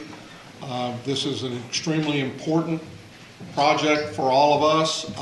We've done this once before. We were very, very successful, and it was because of the hard work of people like yourselves. Some of y'all may have even served on the last one. But I will just tell you that I see this as being very critical to the continued growth of Tarrant County and what we're all about, because we continue to grow, and I think we will continue to do that as long as people can get around that are coming to this area, and we never become a Austin or some of the other places that we know and don't want to be in around traffic time. So again, thank y'all, and Mr. Manius, with that, unless any of the other court members wish to make any comments at this point in Sure, time. I will. I want to thank all of you for coming, those of you who have volunteered to serve on this committee. We've been somewhat fortunate, I think, in the last decade and a half, with the amount of infrastructure that we've been able to put on the ground in Tarrant County. And those of you who kind of are transportation groupies like most of us are, you know that we probably did $6-7 billion worth of managed lane projects with the North Tarrant Express, Chisholm Trail, 360, and the DFW connector. And then plus the bond issue we had in 2006. It's been we've had a lot of things built. The feeling is, though, that there are certainly a lot of needs that still need to be filled, and we as a court obviously felt that a partnership program like we were talking about here was something that we would certainly want to entertain. And so we started that ball rolling probably a year and a half ago, and COVID kind of caught up with us as it did on everything. But we're back on track and are again hoping to move these projects forward. There's obviously a need. We had 195 projects submitted. Total was, I saw a number in here of $750 million, $750 million. I think that's the county's portion of it. So let's see how much of that we can actually get done, and get everybody involved. The more cities and communities and towns that we can have that have a project, the better chance we have of getting the bond issue passed. And I know some of our cities are actually planning on having bond issues after our bond issue, utilizing our funds to supplement their funds to do some of their projects. So I think success is there.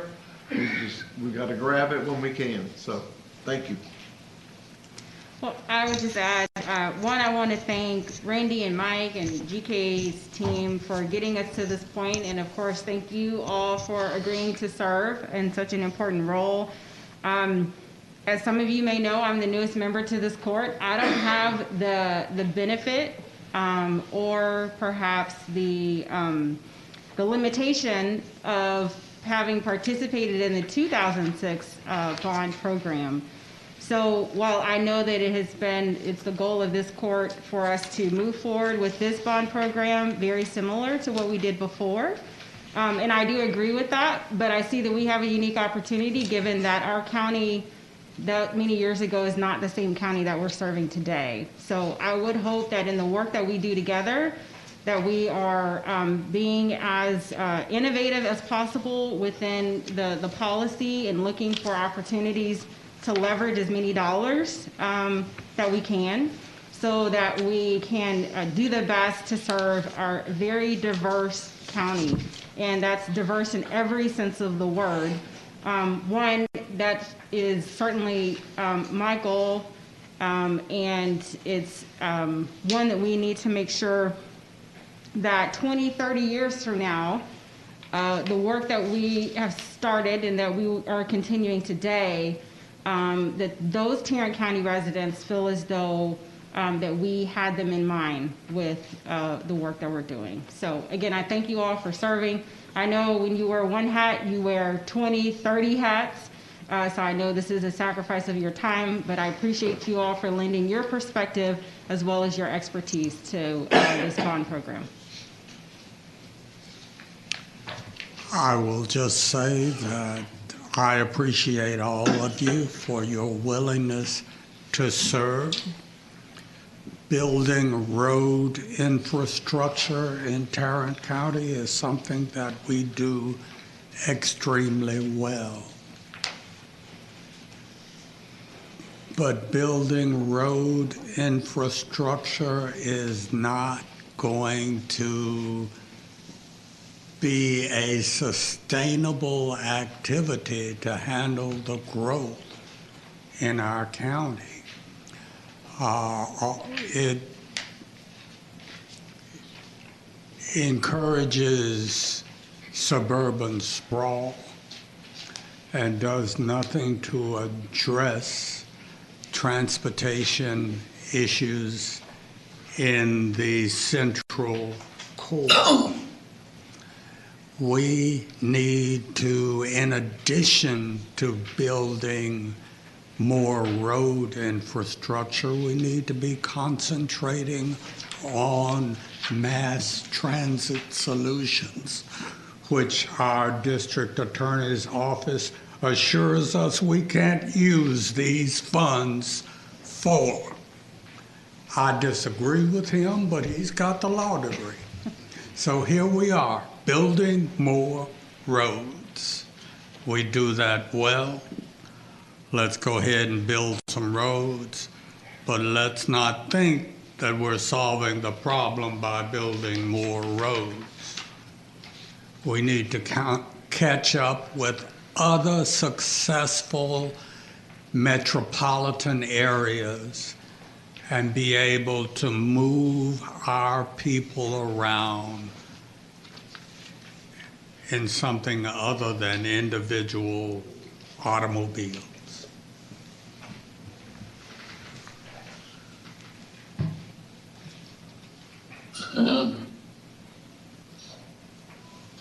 Let's go. Commissioner Johnson, do you have any comments or anything before we get going? No, I just appreciate everybody participating, and let's get on with it. Okay. You'll notice that Commissioner Johnson is the one who speaks the most of all of us. So let's talk a little bit about why we're here, okay? This is an introductory meeting, and this is not going to be a meeting where you begin to look at every project and begin to prioritize those. The Commissioners Court has asked that we conduct this introductory meeting, and just note, this is a work session. So it differs from what you normally see the Commissioners Court doing. This is a work session where everybody gets to talk, and you ask questions and make sure that when we leave here, several things are accomplished. First of all, you know what this project is and what the task we are going to be asking you to do. Second of all, you're going to get to meet all of the 15 members of the Project Evaluation Committee, which we're going to refer to as PEC. I know that most of you know Victor Vandegrift. He is the chair. He is the 16th player on this team. Victor accidentally left the room one day, and so we decided to, nominate him and have him as our chair. So we're going to go through a whole different bunch of things, but believe me, if you have a question, you don't need to ask the court members. You can just simply raise your hand, and Victor's going to run a lot of this meeting, and we'll call on you and answer your questions. Okay, we want everyone to be fully aware of what's going to be happening and who your partners are on this. And so with that, Victor, would you like to say a few words? And by the way, if you get up to talk, we'd like for you to, you can either raise your hand and we'll bring a mic to you, but you'll need to speak into the mic because we're recording this because this is still part of our Commissioners Court meeting. And Victor will be introducing our consultants and some of our staff that you'll see that will be with you all the way through this. Victor.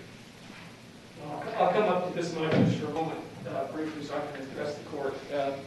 It's always a pleasure and a privilege for me personally to be among you and working for you. I think the first time I did that was really Commissioner Johnson was actually here when I came in as a young lawyer with Kelly Hart and Hallman in 1982. And then since then, it's just been my privilege over and over again to be a part of this. And the judge has increasingly learned over the years to just appoint me.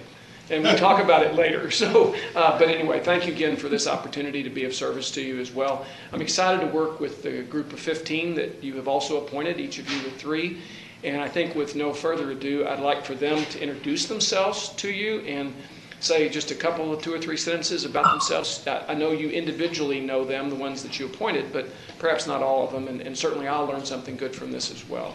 So with that, the first person that we have on the list, I guess maybe we just go around the room. It's probably easier. Sure. Hi, thank you. I'm And Stacy. you can take your mask off while you're speaking, okay? Hello. It's on. I'm Stacy Allman with the City of Lake Worth, the city manager, and I'm happy to be here to support the group. Lake Worth. Lake Worth, yes.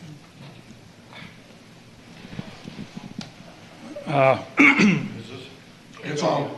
I'm Pat Howell. I've worked for Tarrant County for about 30 years. Retired a couple of years ago. Came back 9 months ago and back working for Commissioner Johnson. And I live out in the northwest part of Tarrant County.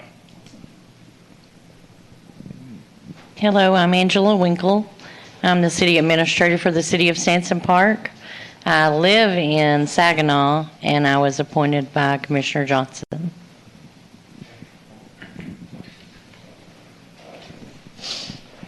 Yes, my name is Al Sines. Hello, commissioners. Thank you very much. I was appointed by Commissioner Brooks, and thank you very much for that. I live downtown Fort Worth, a few blocks from here. I grew up on the north side of Fort Worth. I own a Multitech here in Fort Worth and Dallas, and I'm certainly involved in a lot of nonprofits, 501c3s here in Fort Worth. Thank you very much again. Good afternoon. I'm Scott Turnage, appointed by Gary Fickus to this group, and longtime resident of North Richland Hills, where I have served on the city council for, I think it's 17 years now, and currently serving in the capacity of Mayor Pro Tem. It's a pleasure to be here.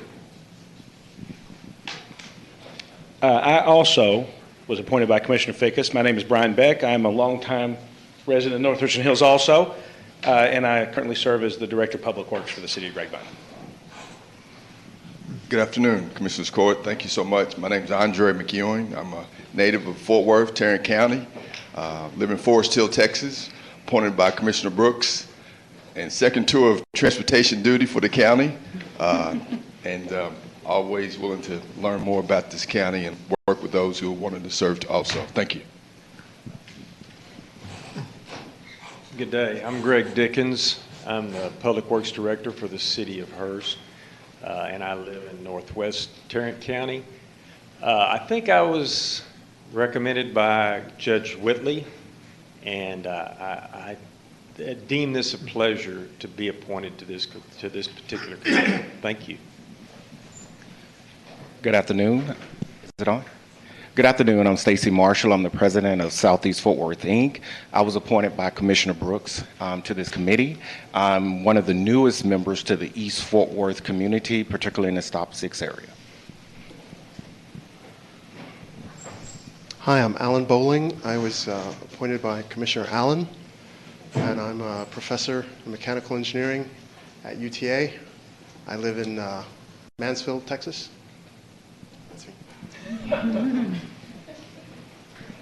Thank you very much. Hi, my name is Laura Hell, and I am, at least until 5 o'clock tonight, the mayor of South Lake, Texas, when I will be swearing in my predecessor due to term limits. But I served on South Lake City Council and as mayor for the last 14 years. I was appointed by Judge Whitley, and am very familiar with the projects, obviously, in my corner of the world, and I'm also doing a lot of commercial and retail development up off of the newly finished Highway 156 in Justin. So thank you. Happy to be here. I'm Catherine Wildman, appointed by Commissioner Allen, Commissioner Brooks, and I served 16 years on the Arlington City Council. I also served those same 16 years on the Regional Transportation Council at COG, a former chair of that. I now am on the Tarrant Regional Transportation Coalition with Mr. Vandergriff as our executive director. So as I think Mr. Fickus said, we're just transportation groupies and have been for a long time. It's a passion of mine, and I think everybody knows it. So thank you for letting me have this opportunity. Well, Catherine, you started out with Tarrant County on the hospital district board of managers, and then you became a transportation group. Yeah, you're right. The hospital was great. Also, I was on that first 10 years ago. Good afternoon. I'm Lauren Preer. I'm the Assistant Director for Capital Delivery with the City of Fort Worth. I feel a little bit inexperienced to be sitting in this group, but thank you for having me. It's definitely a pleasure. And I also live in downtown Fort Worth. Thank you. I'm Moji Haddad, and I've lived in Arlington since 1974. Currently serve on NTTA. In fact, Judge Whitley appointed me to replace our esteemed chairman right here. Before me, he was on NTTA. And I'm also currently Vice President of newly created EDC, Economic Development Corporation for City of Arlington. I'm an architect and do commercial development.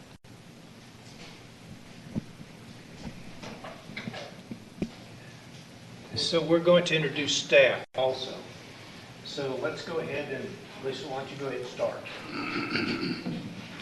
I'm Lisa McMillan, Assistant County Administrator.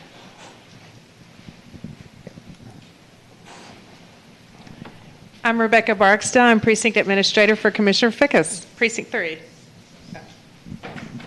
Hi, I'm Kristen Camerino. Some of you probably know me as my role as Mobility Coordinator, so I've worked with several of you. I work with GK in the Administrator's Office.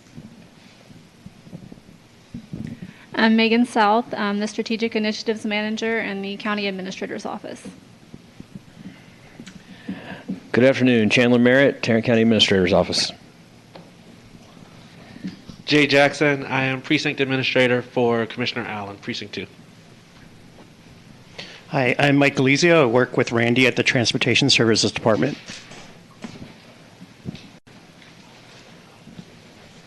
Hi, I'm Randy Skinner. I'm Director of Transportation Services for the county. I do recognize several faces out there, and so I also want to echo the comments earlier. We thank you for your service on this committee. If you have not, just a real quick comment, if you've not received the presentation or the handout of the agenda, just let us know. We'd ask some extra copies right here available for you. Thank you. Okay, let's go. Mr. fine. Miles, you go introduce yourself. Oh. Good afternoon. My name is Roderick Miles. I'm an Executive Administrator for Commissioner Brooks in Precinct 1.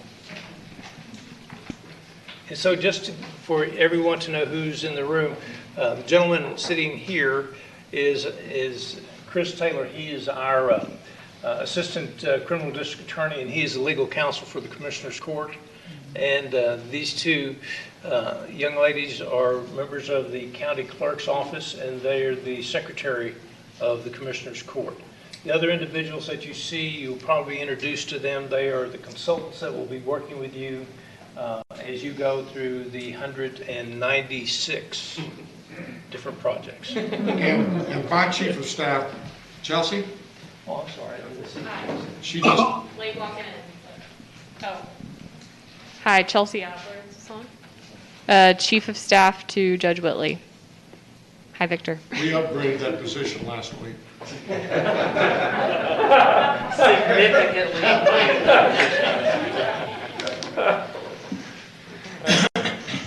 Okay, I think it's back to me again. Thank you very much. Looking forward to working with all of you, very much so. I mentioned working for you before. The judge particularly has put me in some tough scrapes before. This is not one of them. This is going to be a lot of fun. It's really a joy and a pleasure to help you sort through that and to work with this great group of people. So I've said that now once and twice, and it's going to be very good. To make sure you understand the process that we're going to go through, and I think you have, do they have a copy of the PowerPoint presentation before them? I believe all right. Just want to make sure that we... You need a copy? Okay. Randy, Mike, can you make sure the document's copied? Great. Oh, no, I didn't see this. So this, click it. Okay. Great clicker. There it is. Perfect. I just had my paper in front of me. This is really a abbreviated schedule. It has 3 core meetings that we're going to have. The first one is on May 27th. We'll have the second one on June 22nd, 21st. I should be wearing my glasses. And the next one will be at the end of that time at July 25th. I apologize. So those 3 meetings are really each last probably about 2 hours. So you can imagine that there's going to be probably some homework assignments here, because we're going to have basically 6 hours of meeting time to go through this. I've certainly assured the members of our committee and certainly the staff that we can add additional meetings as necessary during that time frame.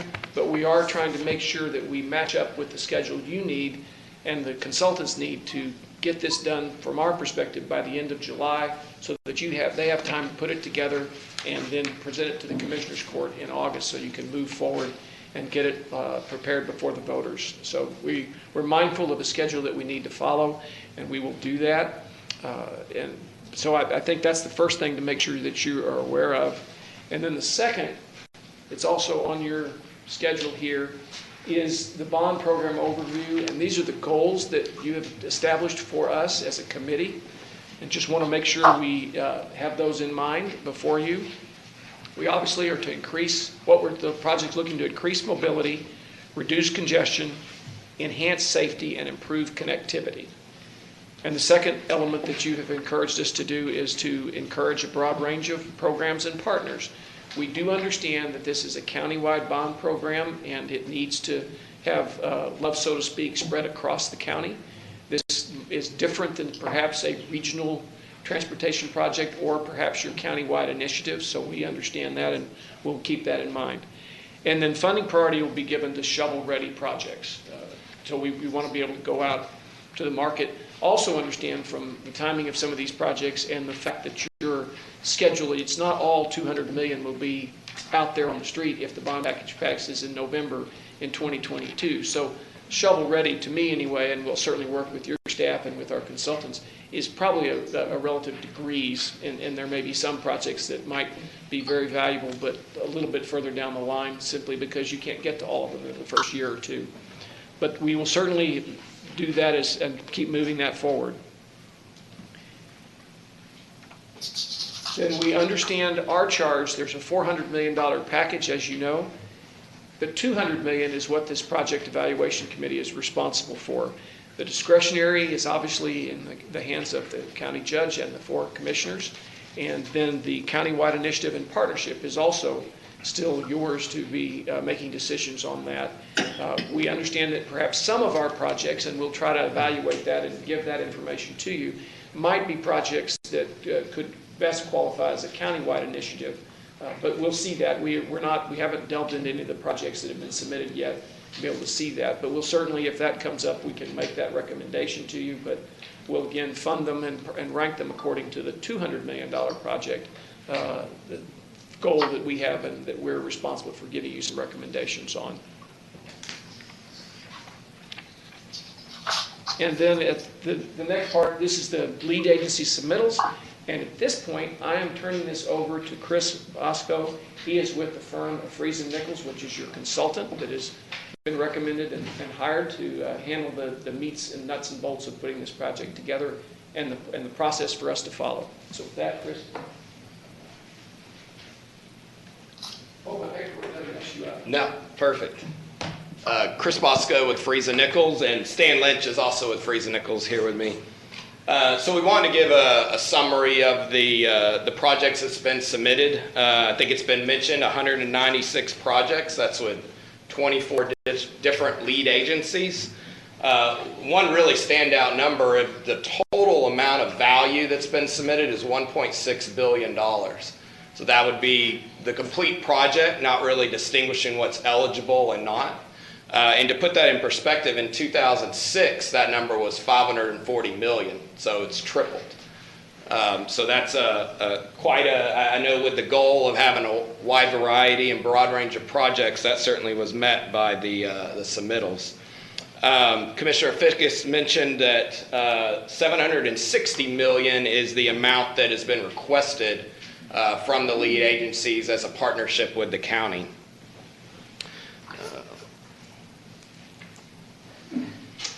This is a map that shows you what we've done is just kind of identified with a number designation of the number of submittals from each of the lead agencies.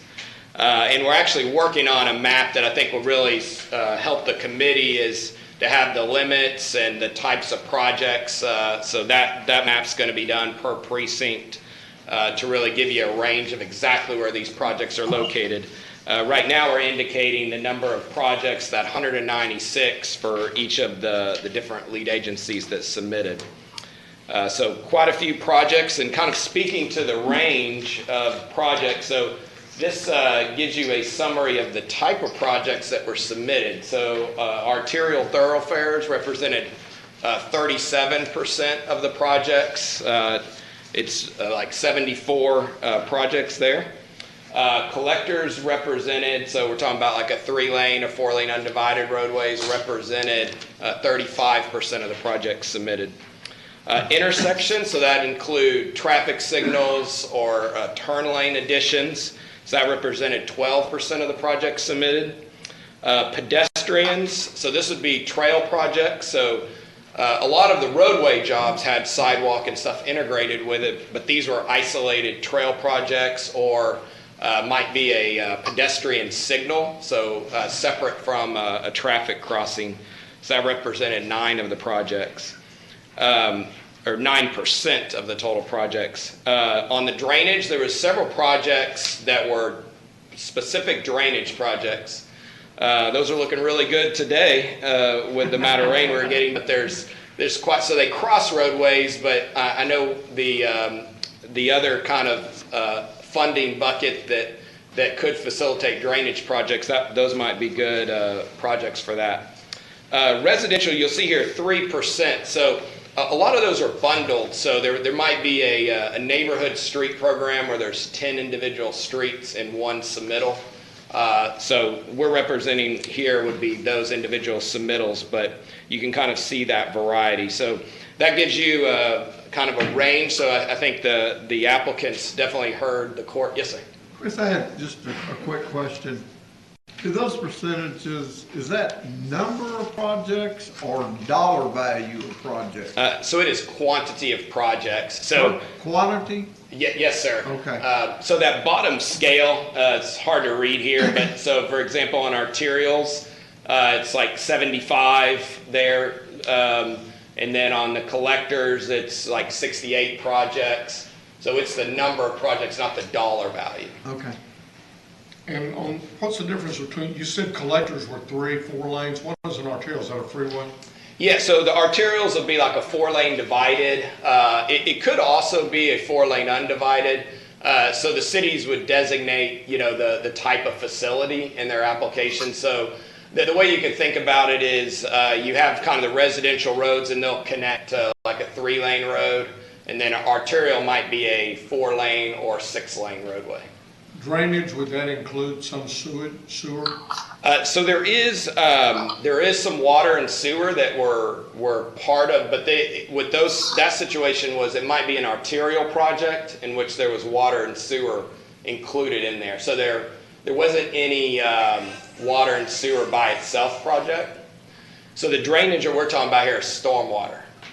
Okay, and so to that end, the committee might keep in mind that the new ARPA funds have a part that is indicated that it can be used for water, sewer, and broadband. So if that be the case, then we might not want to use this money for a project that might qualify for the ARPA money. That's actually a really good thing to know because in our initial kind of run through the dollars, there's actually $40 million of water and sewer that's included in the roadway. So that it would be like a roadway and water and sewer project. So that would be a good use of those funds. And just so we're all on the same page, since us in government, we're guilty of always using acronyms, but that's the American Rescue Plan Act, so the latest federal recovery dollars. On that note, think about my previous time serving. Can we get a grid? Because in the transportation world, there's a lot of acronyms. So, for example, all the questions being asked, is it possible to define arterials? Oh, you bet, yes. Yeah, so that would be helpful with what we're trying to evaluate. And any other acronyms, transportation related, that we have. There's a lot of the transportation world. Well, and I should have said before, because I did have a meeting with our Precinct 2 appointees a few weeks ago, is certainly ask as many questions as you need. I'm not sure who, maybe Commissioner Brooks gave me the nickname of being the curious commissioner. I tend to ask a lot of questions, so they are welcomed. It wasn't you? Oh, okay. I'm just glad to have her on board. Chris, I have a question. Out of this 196 projects, we have 3 funding buckets or 3 funding silos. 200 million, which is my understanding what this group is dealing with, the 200 million. The 75 million, which is discretionary funds used through commissioners' offices and the judge's office. And then 125 million for multi-jurisdictional projects.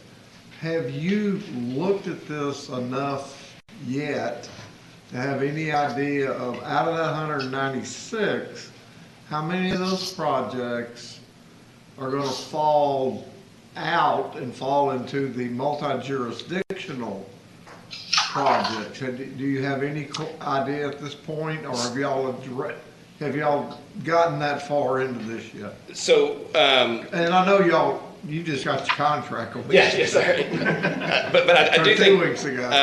I can answer. So of the 196, there was only 3 of them that had a tech stock involvement. So I don't necessarily mean a TxDOT involvement. It could be several cities. COG. Yes. It could be another city. It could even be a private. It could be a developer with a city, and so that's why I'm asking the question. Yeah. So to give you a full answer, we will have to do a little more work on that. Okay. But a few of them, like the pedestrian ones, which represented 18 projects, and the drainage is 6 projects. I know under that funding category, it kind of lists that in the policy as good candidates. So those kind of stand out. But there are quite a few. I don't have the number on top of my head, but there's quite a few where cities partnered. So it was right on the border, and there's like a letter recommendation from one city to the other. That's multi-jurisdictional. Yeah. So that's what I'm talking about. So the quantity of those, I'll have to get back to you on that specific Okay, number. one other question. I noticed just on my list of people, of cities, I've got one city that's got 8 projects, got more than 8. They probably have 12, 13, but 8 of them are like $150,000, $120,000, $200,000. I can take care of a bunch of that stuff with discretionary money. They can go away. They can come off this list, possibly. Yeah, and that's good to know, because there's definitely several that, if you're speaking of the ones that had a lot of like pedestrian signal crossings, traffic signals. yeah, there was definitely some that were even some mill and overlay type projects that would probably be more difficult to rank against some of the larger projects based on the other criteria. So that definitely is helpful to know. Mill and overlay projects we can do through interlocal agreements. I got 8 projects with Watauga that are all $100,000, $200,000. Yeah, see, they submitted several that were pedestrian signals for like safety for schools. All good projects, but they are that smaller dollar amount. Well, and Chris, Commissioner Ficus's question brings to light something I meant to mention earlier, was just my concern about equity in the process. But then we know that of the 41 cities in our county, that they're not all the same size. And so there, I guess if there were 20-something cities that submitted projects, some probably did not because they would not have had the matching dollars.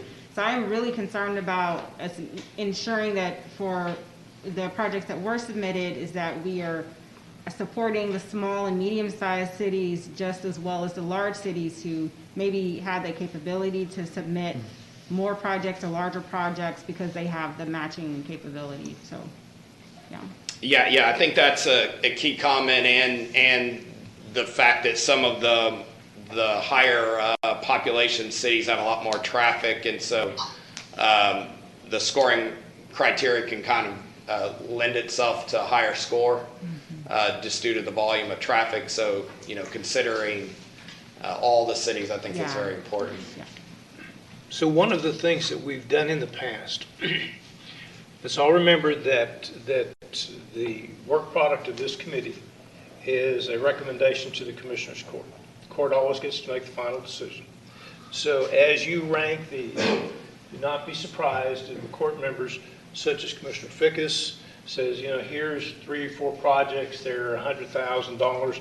I'm going to pull those projects out, and I'm going to fund those with a different revenue source.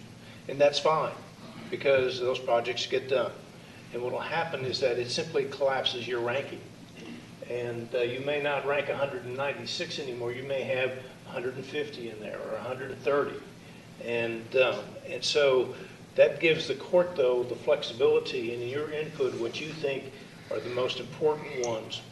And then the court still has the authority to pull those out and fund them from a different revenue source, which is really good because that means there's more projects that can be funded with the $200 million. So any other questions on kind of the project overview? Because the next slides are kind of going into some of the evaluation criteria. Hand right here.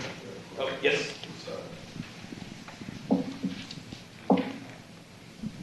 Yes, I have a question regarding the funding. I see we've got $1.6 billion and we've got $400 million.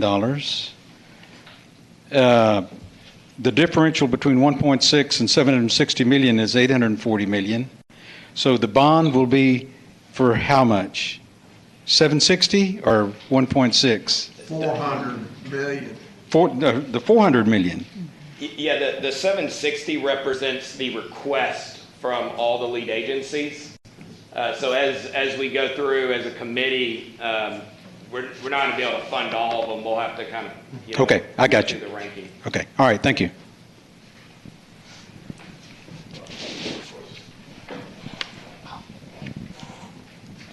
Just a question, observation, maybe Commissioner Brooks, you can help me. I'm just looking at the number of projects submitted in Precinct 1 comparative.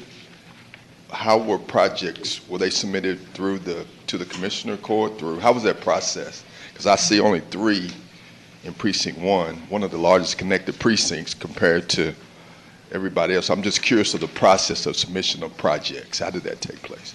That 26 number right there, That's, okay, that's Fort Worth. right, That's in Precinct 1. gotcha, okay. Yeah, and we're gonna do a map where you'll see where they're all at. But yeah, the Fort Worth, So who submitted project? Let me just ask it that way. How lead did- agency would be each municipality. The city? Yes. Okay. Can I also say one thing real quickly, is that one thing I've requested that would be, I think, helpful is, it's going to take us time to do, is a visual where the projects are all laid out visually. The moment the map you have is just a number, and I think that will help you understand how they all connect or don't for that matter as well. So they'll do that. Well, and then I would add, and I'm not sure if Randy would want to elaborate, but we did a whole call for projects with a deadline that was April 16th, I believe. So, and the transportation team met with the various cities. I know that, some of us as court members met with our cities to try to get the word out about it and make sure that people knew that the opportunity was there. We utilized our mayor's council, and I think some other avenues. So we definitely did try to let everyone know, here's your opportunity, and then this is what we got. Yeah. So this next slide represents, so one of the things I want to point, this is actually the 2006 PEC valuation criteria. I thought it would be good for everyone to see that as we discuss the 2021. You'll see a lot of these mimic the bond policy, but congestion mitigation, air quality, certainly safety improvement, so that was done. Strategically significant was a criteria from 2006. Time to implement, it really, I think we're using the term shovel ready now, but back then that was the kind of intent of that criteria. County participation and cost effectiveness. So that was the criteria. One of the things in the 2006, when we were going through that one, all the applicants met the time to implement, so that criteria really kind of canceled itself out. And one of the kind of key things is the other 6 criteria, we weighted them equally. So there wasn't one particular one that was rated higher. So this next slide, kind of based on, one of the goals we had for today is to kind of get input on other criteria. So congestion mitigation, air quality, we're kind of showing that as one category, whereas in 2006 it was separated out. To the point of definition, there we're talking about projects that add lanes, projects that might expand an intersection or add signals that will really improve the congestion situation and result in better air quality. Safety enhancement, and a lot of the cities provided data around how their project will benefit safety. That's certainly a major driver with these type of programs. We have a lot of good data that TxDOT keeps of all the accidents in the county, so that will really kind of serve the evaluation on safety. Strategically significant, as we were talking about, there's a lot of projects that are between boundaries of cities, projects that are adjacent to future school locations or possibly economic development. So that was a criteria that was in the previous program. Shovel ready is an interesting one because in the policy right now it states project to start within 5 years, start construction. There was a number of submittals, 18 in total, that presented that they could start construction in 2022. So as Victor pointed out, there's some good information around some real early start projects in which some engineering and right-of-way had already been underway, so they're going to be able to go to construction fairly quickly. So I think the applications you received really align with that kind of program. Connectivity, kind of we were talking about of that $125 million bucket, there's a number of good projects where one city's filling in a gap of the overall system that serves multiple cities. So that's a key criteria. And then definitely heard the equity criteria. I don't have listed here, but would be a good one we could add in here.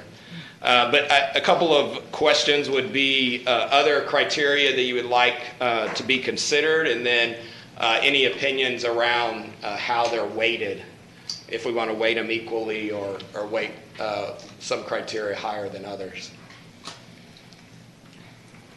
I'd like to ask whoever made these slides to choose some different colors the next time, because mine looks like white doesn't that. show it well. Right at the top. I'll definitely make that better next time. Sorry. So somewhat a continuance of my point on equity is, this is as an example. So I know one of the smaller cities in my precinct submitted a project that was more pedestrian related, and that one is going to have a huge impact for their town, especially if this trail that they, want to build out is going to help their residents who either are traveling by wheelchair or some other assisted device or bikes or things like that. I don't know, how do you see that we need to build that into the scoring? Because that's going to be just as significant to that town as would a major arterial would be for a larger city. Yeah, I think one point there would be if we added something around like multimodal, type of solutions, and then whether that ends up going into, since y'all have that funding bucket at the 125 million, maybe some of those pedestrian projects would get funded out of that versus the 200. But I'll definitely note the multimodal focus. To Commissioner Allen's points, several of them, y'all need to be real careful about evaluation criteria which advantage large cities over small ones. Pick criteria that are more size neutral, more project specific than how many cars. Mm-hmm.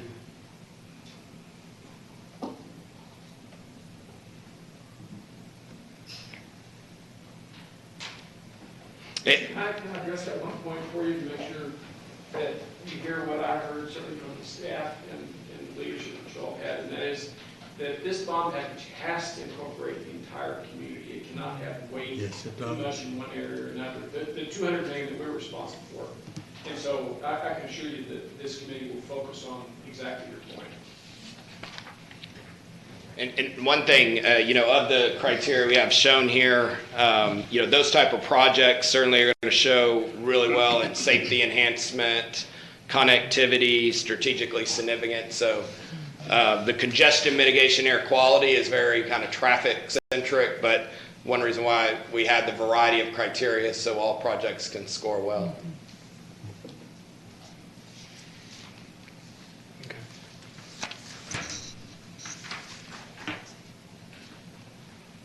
Any other questions on the criteria?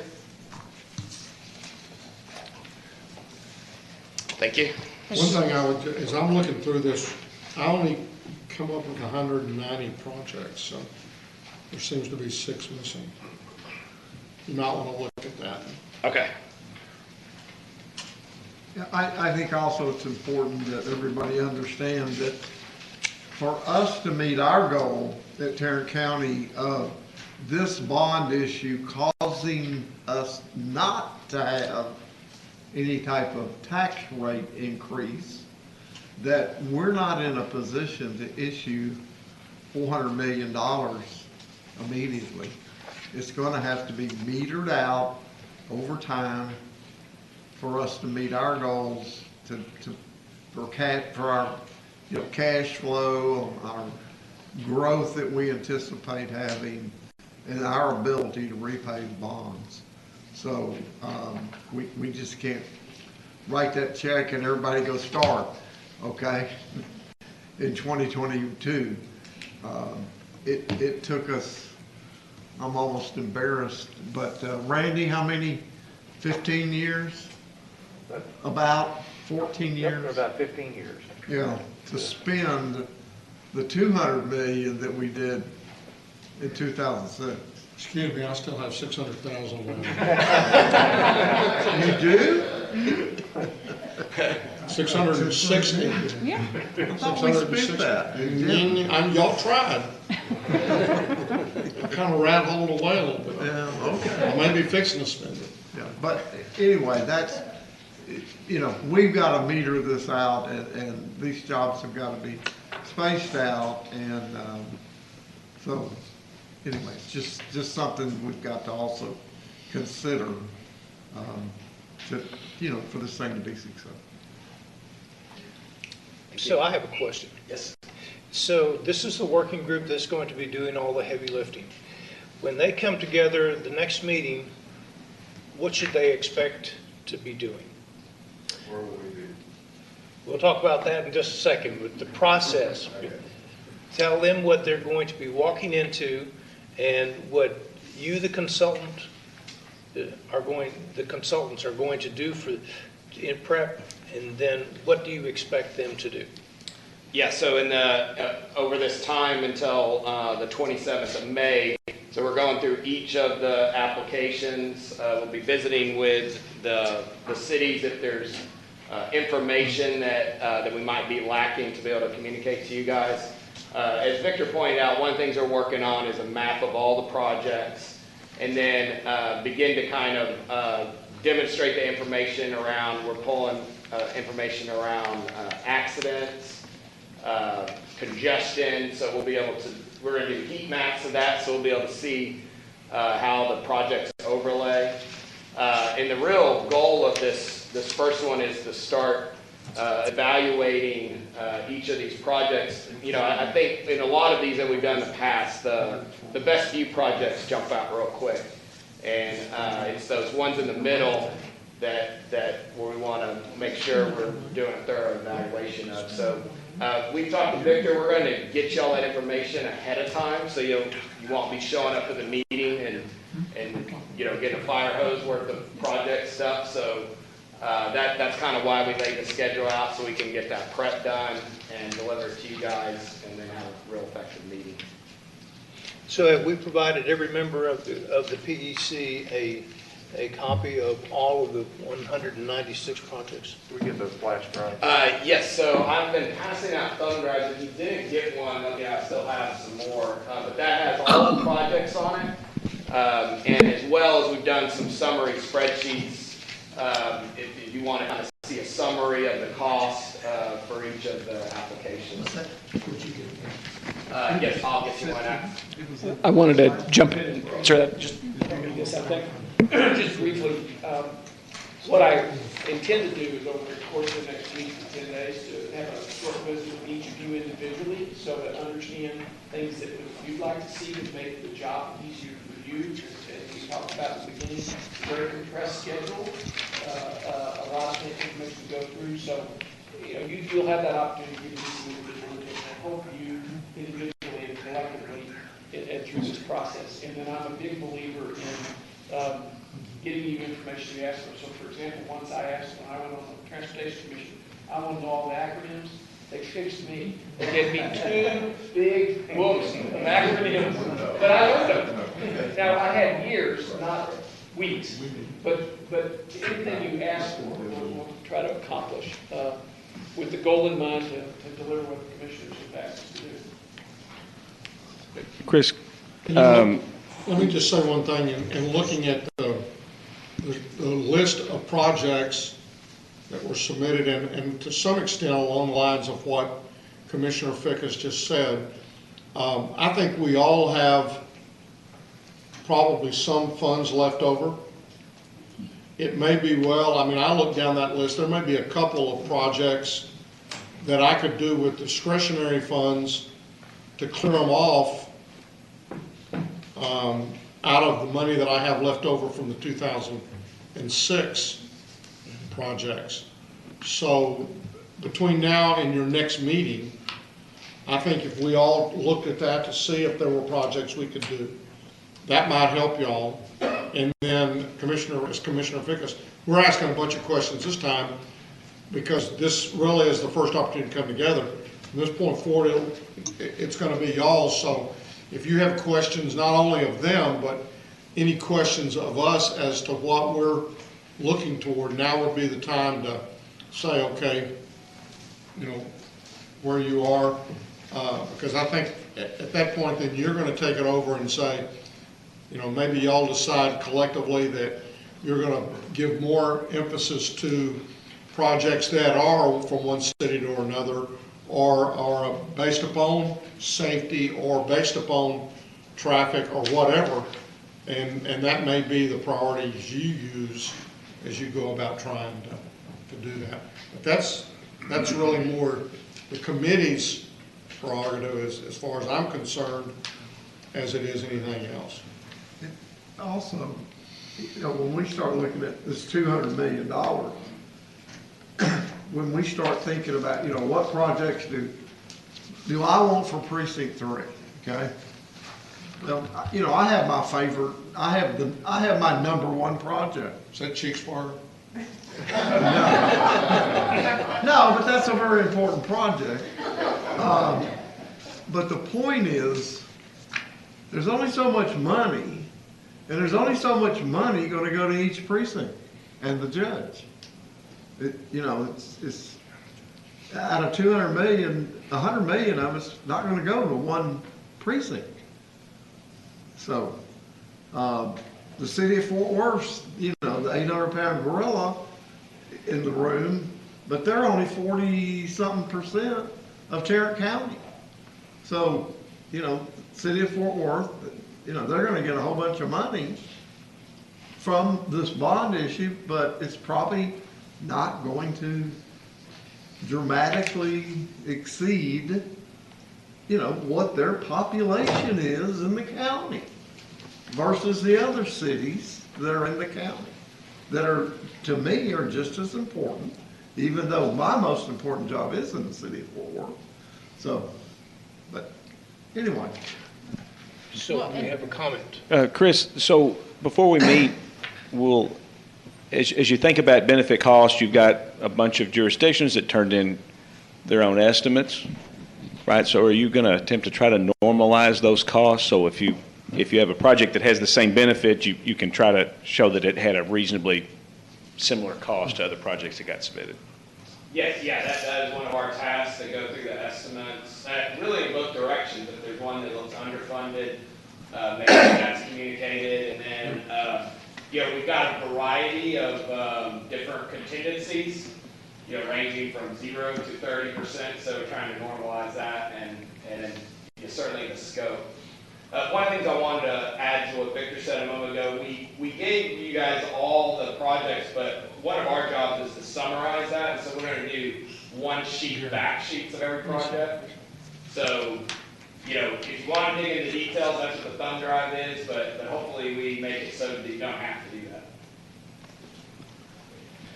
One thing that I wanted to add somewhat to Commissioner Fickus' point is that, and also to Mr. McEwen's question about how were projects submitted, it was really up to that particular city as to the number of projects that they wanted to submit. So you'll see in the information that's been provided to y'all, for example, the city of Arlington submitted over 50-something projects. Of course, knowing that, you know, the entirety of those submissions were not going to be funded, but that was just that was an elective choice that they made versus some other cities may have had more projects to submit, but they ultimately decided we're going to just submit 3. So, you know, just helpful background. Chris, I have a question here. Going back to what Commissioner Fickus and Commissioner Allen indicated about equity and also distribution, so what kind of formula are we going to use based on precinct or project or population to distribute? So what is the equity formula? Yeah, I think that's something we'll have to kind of work through. There are certainly a number of smaller cities that just have one, 2 projects submitted. So those will stand out. But yeah, I think when we get the map, the GIS map of all the projects, trying to look at, you know, having a balance throughout the precincts as well as the different communities. To make sure that all the precincts are equally or benefited from? And you know, cities that submitted very few projects, that those, you know. And let me just give my opinion, and everybody's got one, and some of us sometimes have two. I do want to rely upon y'all to look at the projects and to prioritize what you feel like are the most important projects by whatever criteria you're setting. I trust all of y'all to know that, you know, it's got to be spread out over the entire county, but we're not, you know, I'm not going to tell you that we're not going to rate based upon precincts. We will. But at the same time, I think we want to make sure that we're covering what we believe, you know, and what y'all believe to be the top priorities. We got leaders from all over the county and I think y'all understand the importance of having it. I mean, when we go to sell it to a particular area, we need to be able to point to a project that is going to impact them.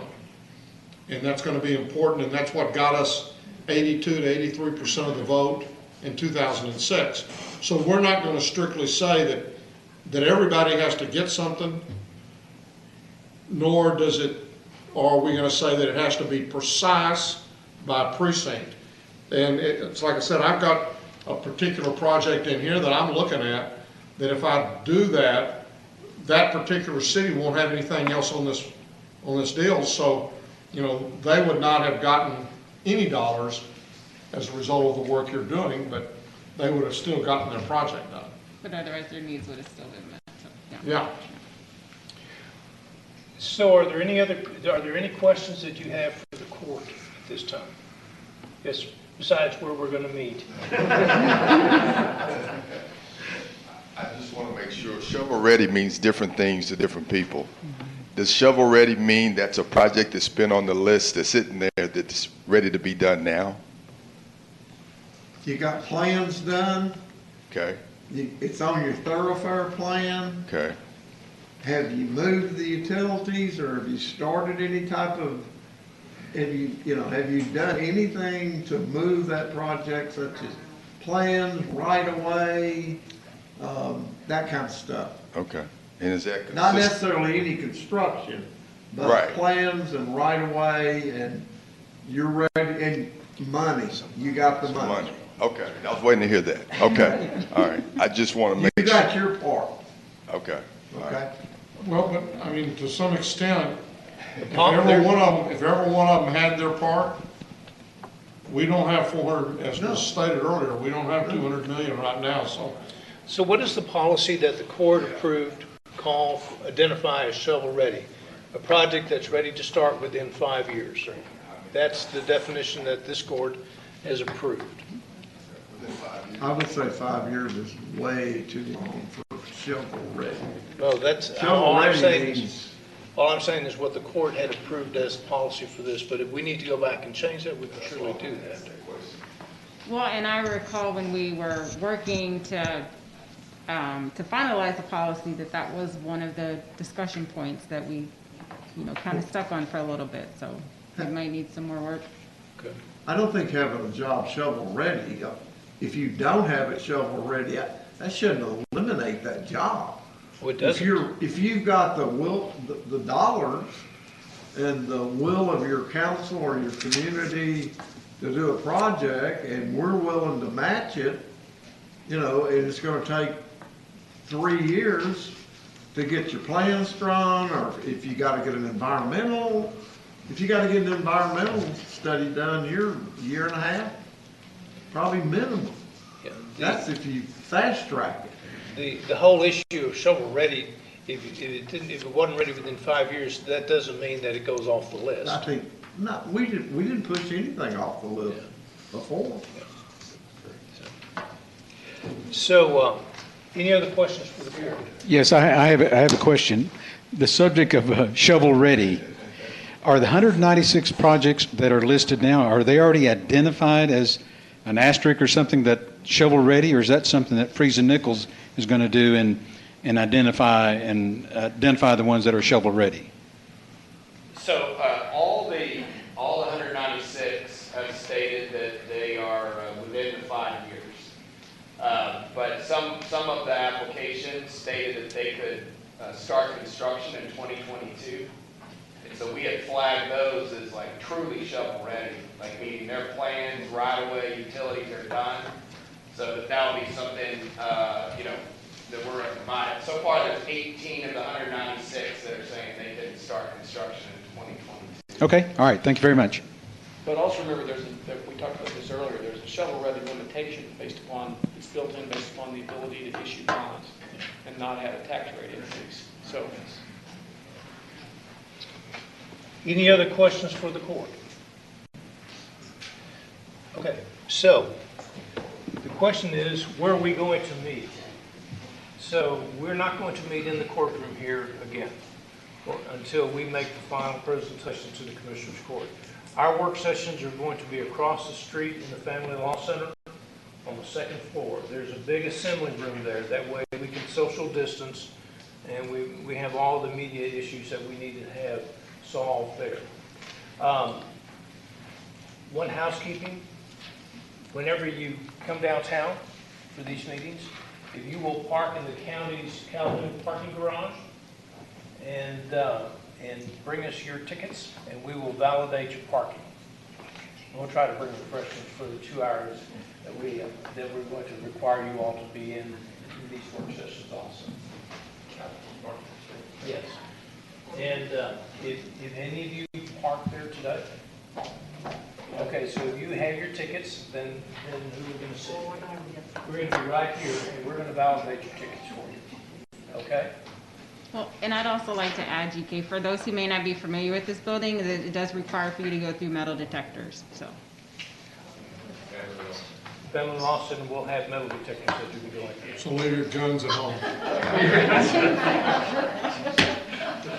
Well, but then also, you know, sometimes with ladies in heels and you don't want to put your feet on the floor and see. And the Family Law Center is the building between here and that parking garage. So as you go out, if you come out of the elevators and turn to your left, that building you're going to run into is the Family Law, and then right across from that is the Calhoun garage. So, is there any other questions? Victor, comments? Just looking forward to working with all of you. I think this will be an interesting and rewarding experience for all. Again, thank you very much. Thank all of you very much. Your Honor, that's all we have today. With that, we stand adjourned. Thank you all.